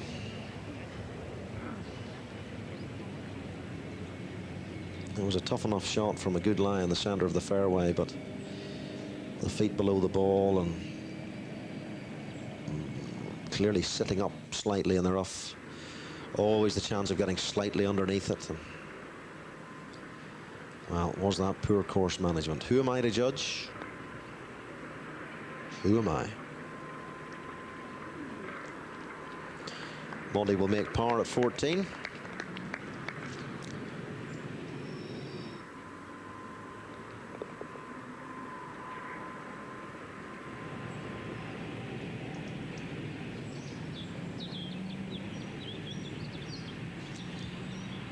Harrington's gone from one side of the fairway to the other. 3 under par, in real danger here of dropping a shot.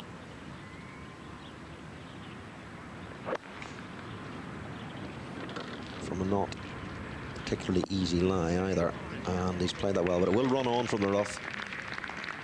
Still, it's got a chance getting a par. And it looks as if Bernard Langer's had a cracking shot into the green, though. Rafferty and Montgomery on the 15th tee. Old Ryder Cup colleagues. Colin Montgomery, 33 years of age now, ranked 2 in the world, still to win a major championship. 12 tour wins.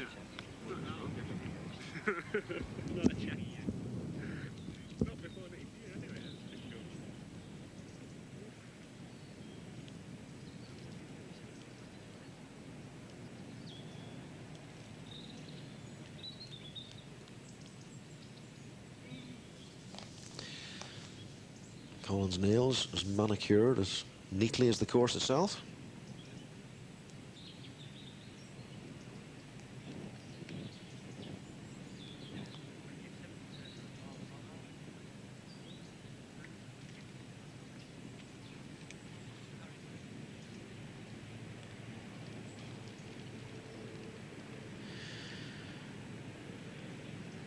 There's a look at Paul Curry's card today.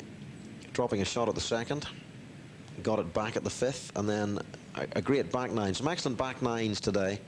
Coming back in 33, 3 under par, and a very good finish indeed. Birdieing 16 and the 18th. It's a very good finishing hole, the 18th, I can tell you. And here it is.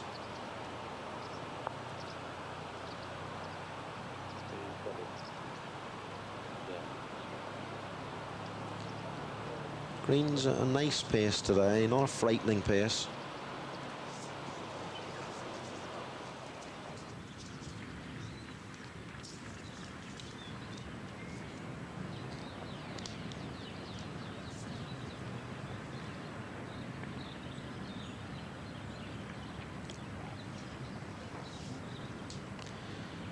Harrington will drop into the group on 2 under par if he misses this.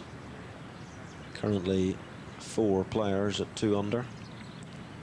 3 of them in the clubhouse. Gordon Brand Jr. with 6 to go.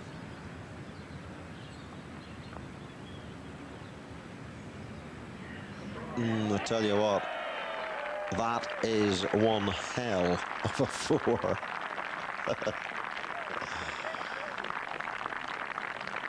The first time his ball touched short grass was when it made it onto the green off his putter head.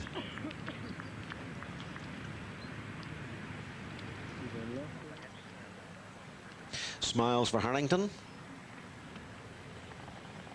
Misery for Seve, who's just been in the water.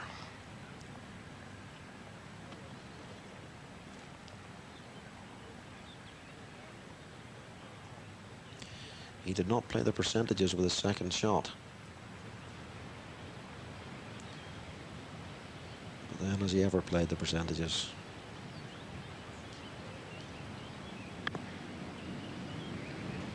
One of the most courageous players in the history of golf. He almost knocked that one in for a birdie. It wasn't too far away.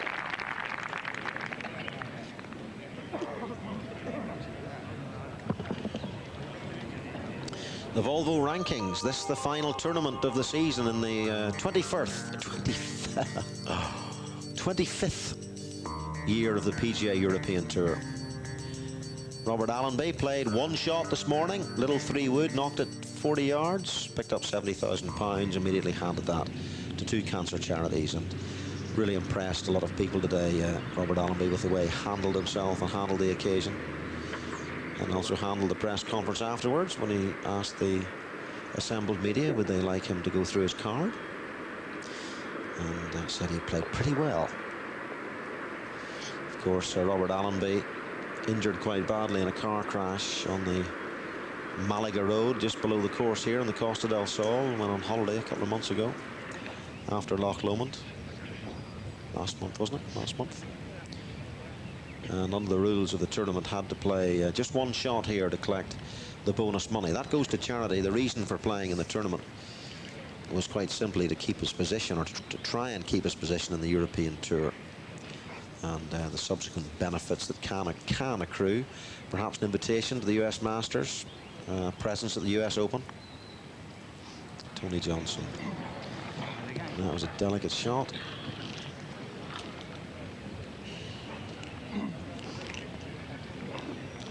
It's a sort of mixed feeling of annoyance and embarrassment when you do that.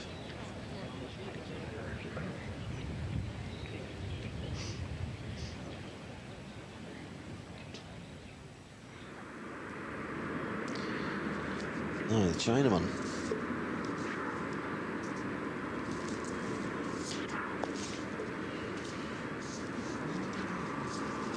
Didn't like that one.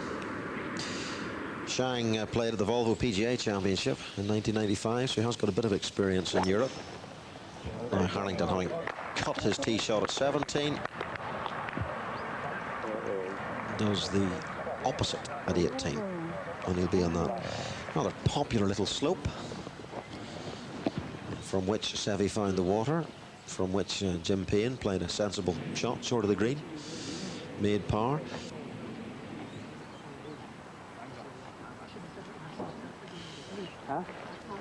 But of course, Seve Ballesteros, who found the water there, has excited us for years, playing shots like that and playing them more often than not majestically.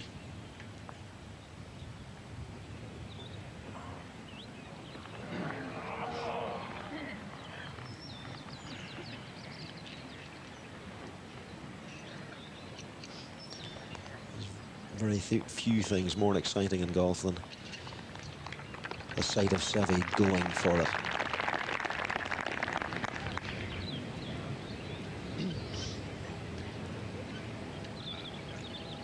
Big Russell Clayton. 1 under par after 13. Lost in a playoff in the Scandinavian Masters this year when Lee Westwood hold that ridiculous 45-footer across the green.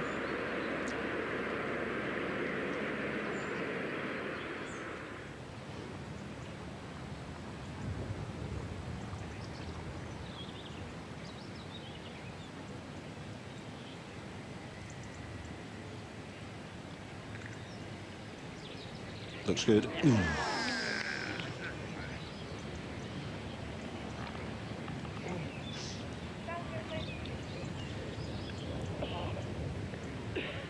So the price Ballesteros pays for that over an ambition with his second shot. A bogey 6. Second 6 on the back nine. The other one coming at a par 3.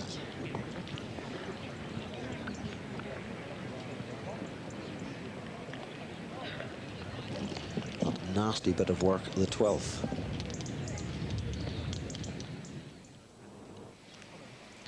Pretty straight fair. It's pretty straight face on that iron. Par 3, as you can see, 225. My imagination is Roman's backswing becoming a little bit shorter. I want to tell you what, that is the best shot we have seen at this hole all day, and that's pretty much stone dead. Great shot from Rafferty. Downhill, the 15th. Boomerang-shaped green, as you can see. The pin cut today. Just 5 on from the right, 15 paces on. So a tough enough pin position. Be even tougher maybe later in the week when they move it towards the back of the green into that right-hand corner there. And Rafferty almost holding in one. An Irishman is already holding one today. Harrington at the 3rd.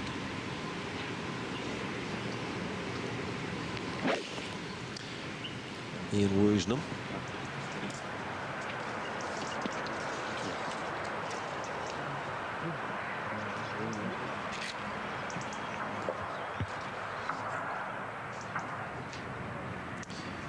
Our focus returns to those close to the lead, held by Stephen Ames at 4 under par. Harrington 3 under playing 17, and He plays the safe and sensible shot.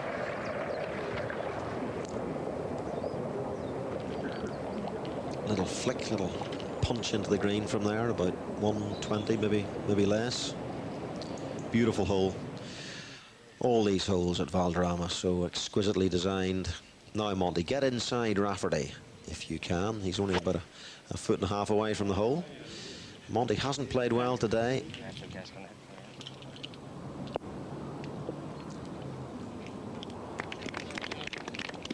But that's a good shot, using the contours of the green. We could have had 3 holes in one today by Irishmen, you know. Harrington's holed one. There's Bill Ferguson, who is watching very, very closely. Monty's having his problems out there.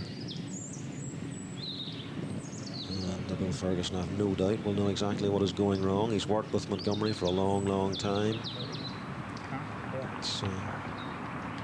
Yes, Darren Clark almost holed out. His ball ran over the hole, finished 2 or 3 feet away. Ronan Rafferty finishing pin high 2 feet. Harrington holding out at the 3rd today. So.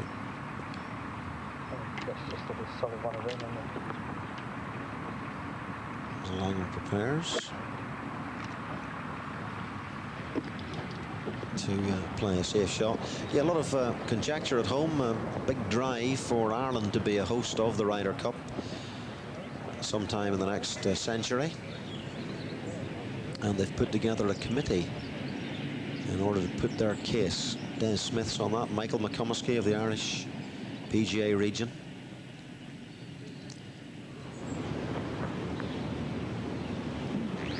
Seve at the last. Good driving hole this. And Seve on the right hand side of the fairway, and may just have to bend that one slightly left to right. Monty from a difficult area on the green.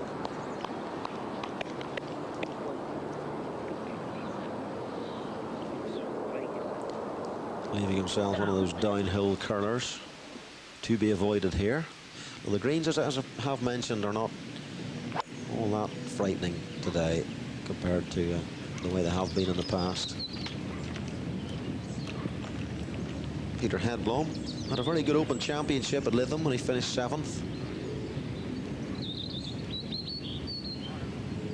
A player who, by his own admission, suffered a reaction to his Moroccan Open win and missed quite a few cuts after that. Stephen Ames, 67, is the best score returned of the day so far.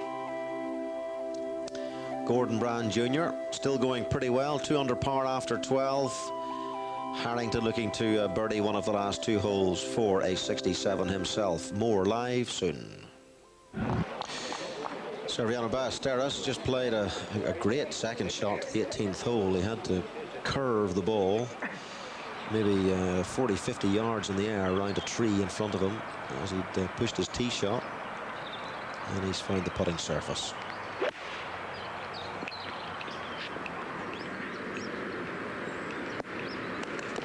Ian Woosnam, great shot from him, and a good opportunity there. The defending champion Alexander Cheka has just returned a round of 78, so unlikely to see back-to-back victories for him. Tony Johnson, meanwhile, has put a very fine tee shot down this final fairway. Perfect spot. Positioning here very important. Those trees will block you out if you're offline, as Seve found he was right. Darren Clark this morning hit his tee shot too far left. In fact, hit a tree with his second shot, so precision important. I think he maybe has pulled that away, has he? Closes the eye. Yes. Yeah. That is one difficult bunker shot he has left. In the sand. The sand in these bunkers, by the way, not so much raked as combed. Almost seems a shame to splash out of one and ruin it. Back to the 17th green. Tempting to have a crack at this green in 2 shots. You know what, I wouldn't fancy overcooking it and plugging my ball halfway up one of those bunkers beyond the green.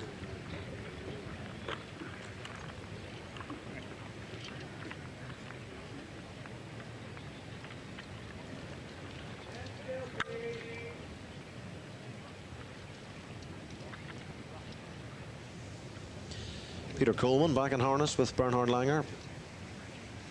Willie Hoffman, his longtime teacher, was caddying for Bernhard for part of the season when Peter Coleman was away with Scott Hoke in America. And Langer wanted Hoffman to have a look at him, technique-wise.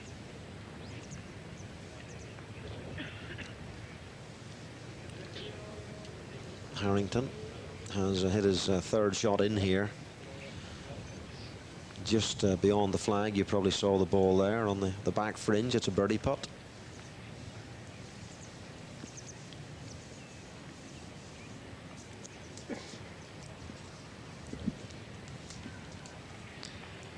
Mostly an overcast day here in the first round of the Volvo Masters, coming to you live from Valderrama, the venue for the Ryder Cup next year, as you know.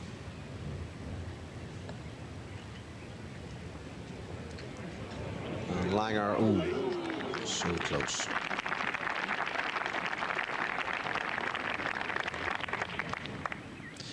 Yeah, I thought that had plugged, is it? It looks a bit poached eggy to me.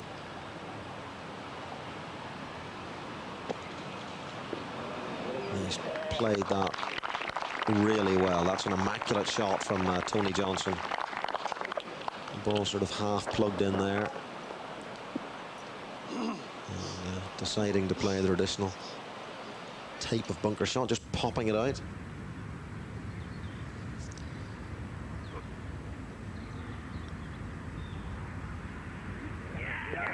Ooh, good putt from Thomas Bjorn.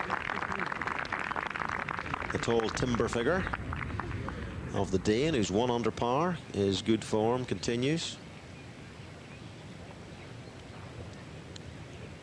Harrington to tie the lead.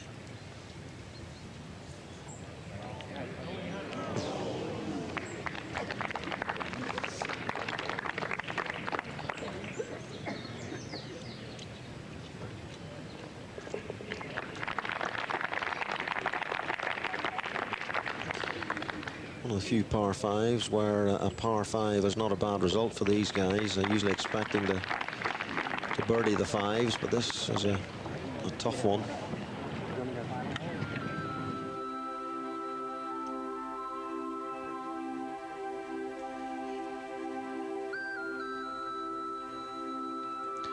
Gordon Brand Jr. is 2 under now after 13 holes. He's parred the 13th. He'll be coming into our view very shortly, but it's Stephen Ames who leads. He's 4 under par. Great round of 67 today, ahead of Curry and Harrington, and more live action from Valderrama in just a moment. Bernhard Langer, former Volvo Masters champion, but it's Stephen Ames from Trinidad and Tobago who leads this tournament on 4 under par. 67 today. Paul Curry in second place. He's in with a 68. And that man, Padraig Harrington, 3 under on the final tee, and he has had a hole-in-one today. That came with the third. No prize for that, sadly. What a start he had. 4-3-1. And he was 4 under after 5 holes today. His drop shots have come at the 9th and the 13th.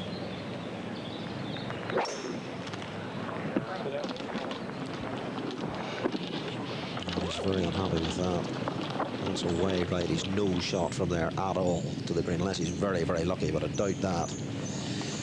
And he's let it go a bit the last few holes. He sliced one very badly off the 16th tee. Well, I say let it go. He made a remarkable par there.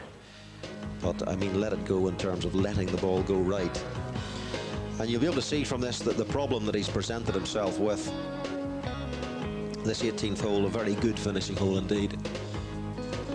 450 54 yards long. And you've got to get the ball into the perfect spot off the tee, right in the middle of the fairway, over hanging branches and narrowness everywhere.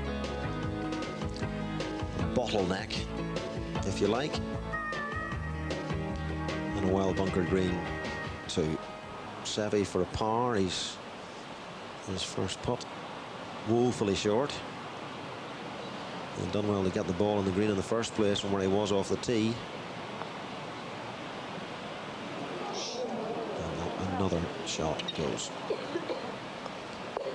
Disappointing, he birdied 16, but he's dropped shots in the last 2 holes. He was looking to birdie 17, went for the green, found the water, and it's 74.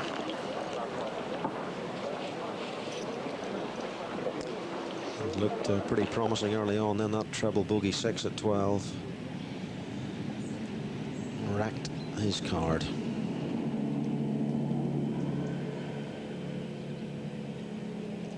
Looking down on the 17th at the Volvo Masters, Valderrama. Mark Robson here, delighted to say, live from the course. My first look at Valderrama, I must say, well, I was told I would be impressed, and I certainly have been. It's a fantastic layout, very, very difficult indeed, but precision is rewarded. It appears to be a very fair course. But if you put the ball into the wrong positions, heaven help you.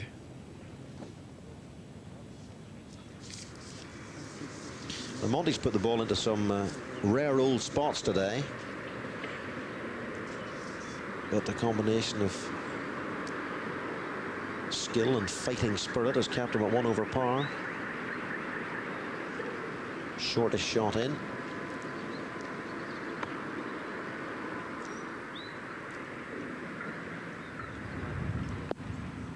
That's a bit more like it. Didn't get the check that he wanted, of course, coming out of the rough.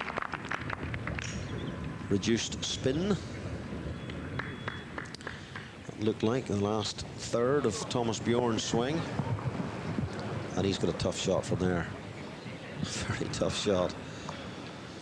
Because that's gone over the back, down that steep little bank, and there is not a lot of green between the corner of Fringe rough and the stick. For a birdie at 14, Gordon Brand Jr., more realistically, of course, from there for 2 putts for a par.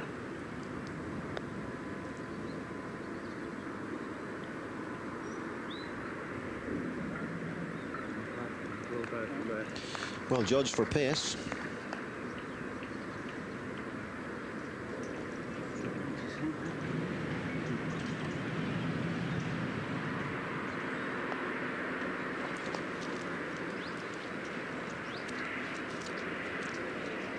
Looks like the walk of Ross McFarlane. Yeah, Ross McFarlane that is.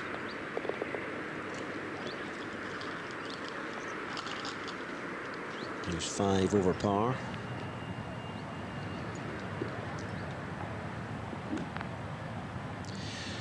Harrington, who sprayed one way right at the 18th, and for the second time in 3 holes there's no option but to simply try and get the ball back into play, and for the second time in 3 holes he has knocked the ball into the rough from the rough. Bit like Groundhog Day there. Brand Jr. solid. One of those fashionable Odyssey putters he has there with the soft face for added feel. That's what it says in the packet.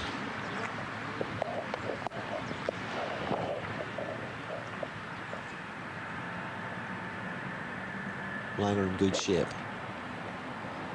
On the last hole.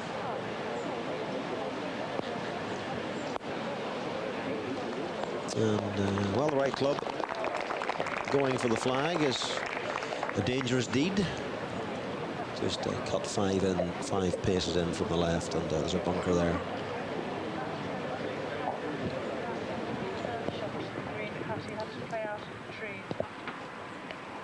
Gordon Brand junior playing with Ross McFarlane today. Bit of a hold up on the 15th tee. Huh? That chap is not saying anything to me.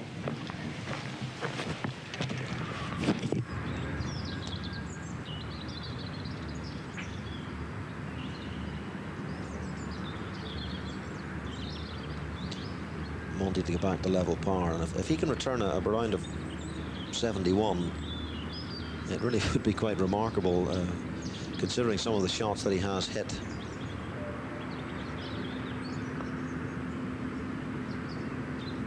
It's a quick putt.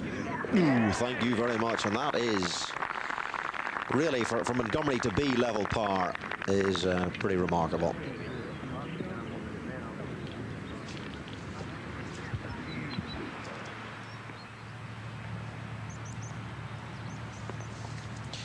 Harrington's third. He may have a tree problem here with a third shot. He'll have to try and draw this one in, which he's done very well. What a good shot that was. Beautiful shot from Harrington. And yet again, he may salvage a par. This is a remarkable short game of his. At the 16th, he did not deserve to make 4. And he held a putt similar to the one you've just seen Montgomery bottle.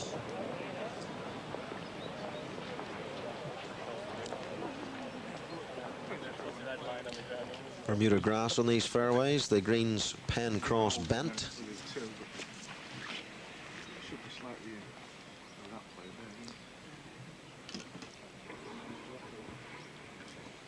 And there's the cue at 15, Woosnam.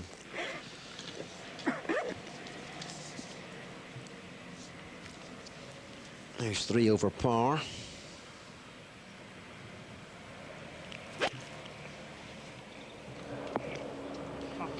Playing with Lee Westwood. Gordon Brand Jr.'s on the tee, and Ross McFarlane, and between them, Russell Clayton and Mark Davis. Now that's the little slope that Montgomery had to putt down. So that's a downhill putt for Woosnam, and that'll break right to left, and it's a nasty enough putt for him.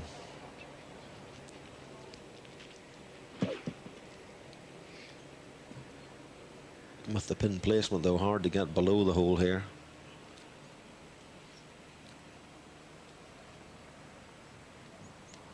Lee Westwood, what a season he's had.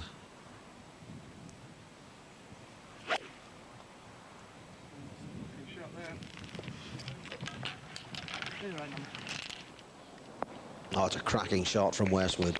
Cracking shot. Remember, these guys hitting 2s and 3 irons into this hole. Really good par 3s at Valderrama. Just one of the impressive qualities of this magnificent golf course.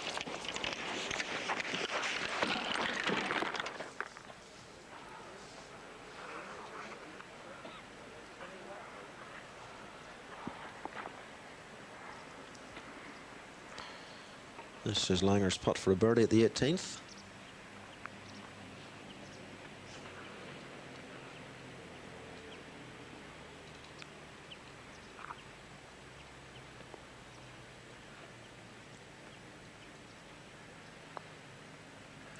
Just the one birdie today for Langer. That came at the 7th. This for a second one. What a good putt that is. Beautiful putt from Langer. So a round of 73. 2 over par for the former champion.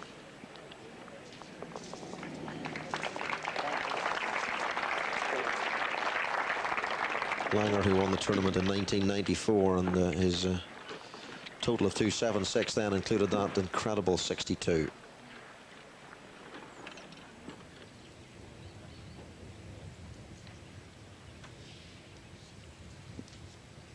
Haven't seen too many birdies at this 17th today, even though it is a par 5. Bjorn stays in the red numbers. 12 players under par.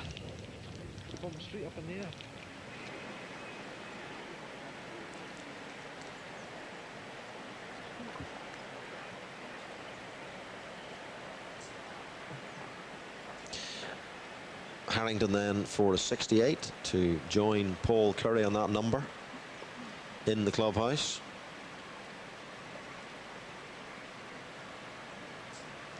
Five scores returned today under 70, beg your pardon.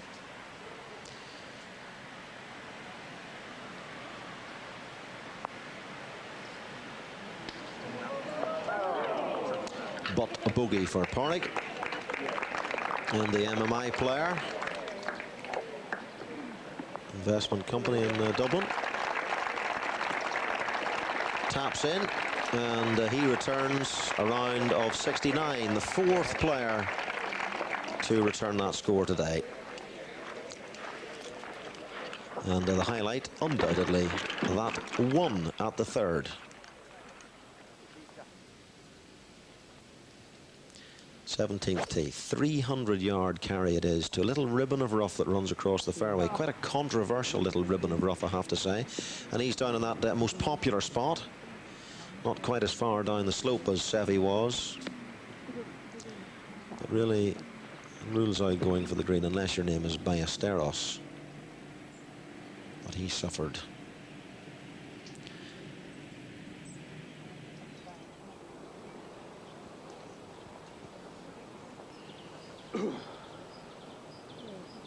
What are you thinking?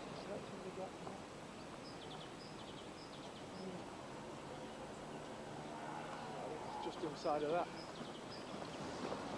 Double W's in conference, wobbly and woozy. If it was dying, if you went there, I suppose if it was going over there, you have to be the sort of line. Just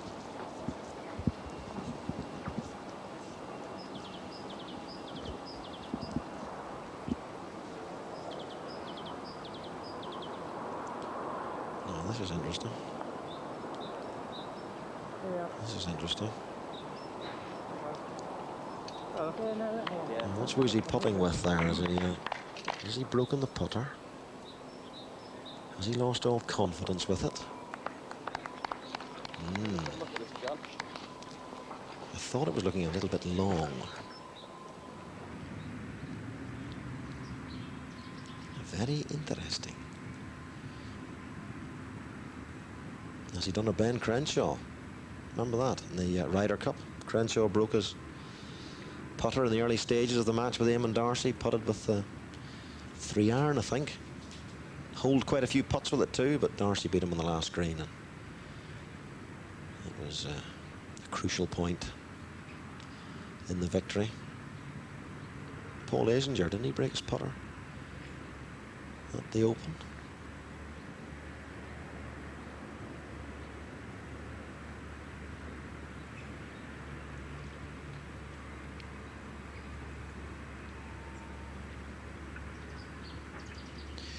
Of course, he may have just decided that his putter is possessed by the devil. He can't use it anymore. I've heard there's a priest in Spain, El Diablo, who exercises possessed putters. It's true. It's absolutely true. It's a friend of mine who liked to drink, and we called him the Exorcist, because every time he came round to my house, the spirits disappeared. Paul Broadhurst, 2 over par.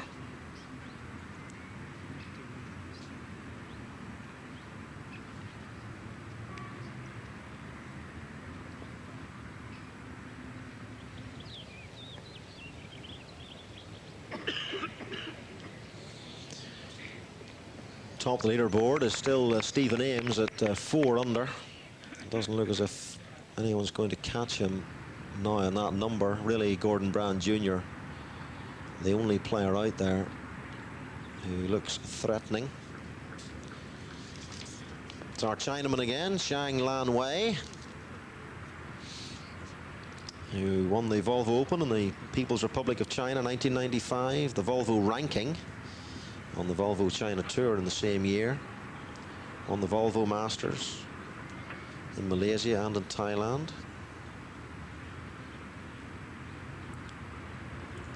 And he's the first non-PGA European Tour player to receive a special invitation to the Volvo Masters.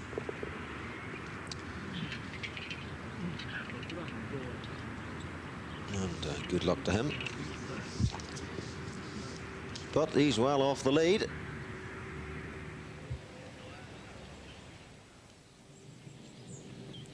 As Peter Headblom puts, the leader is Stephen Ames at 4 under par after 67. Paul Curry, 3 under. Paul Lowry, Rocca, Payne, Harrington and Brand Jr. on 2 under. We'll be back for more live golf tomorrow from Valderrama.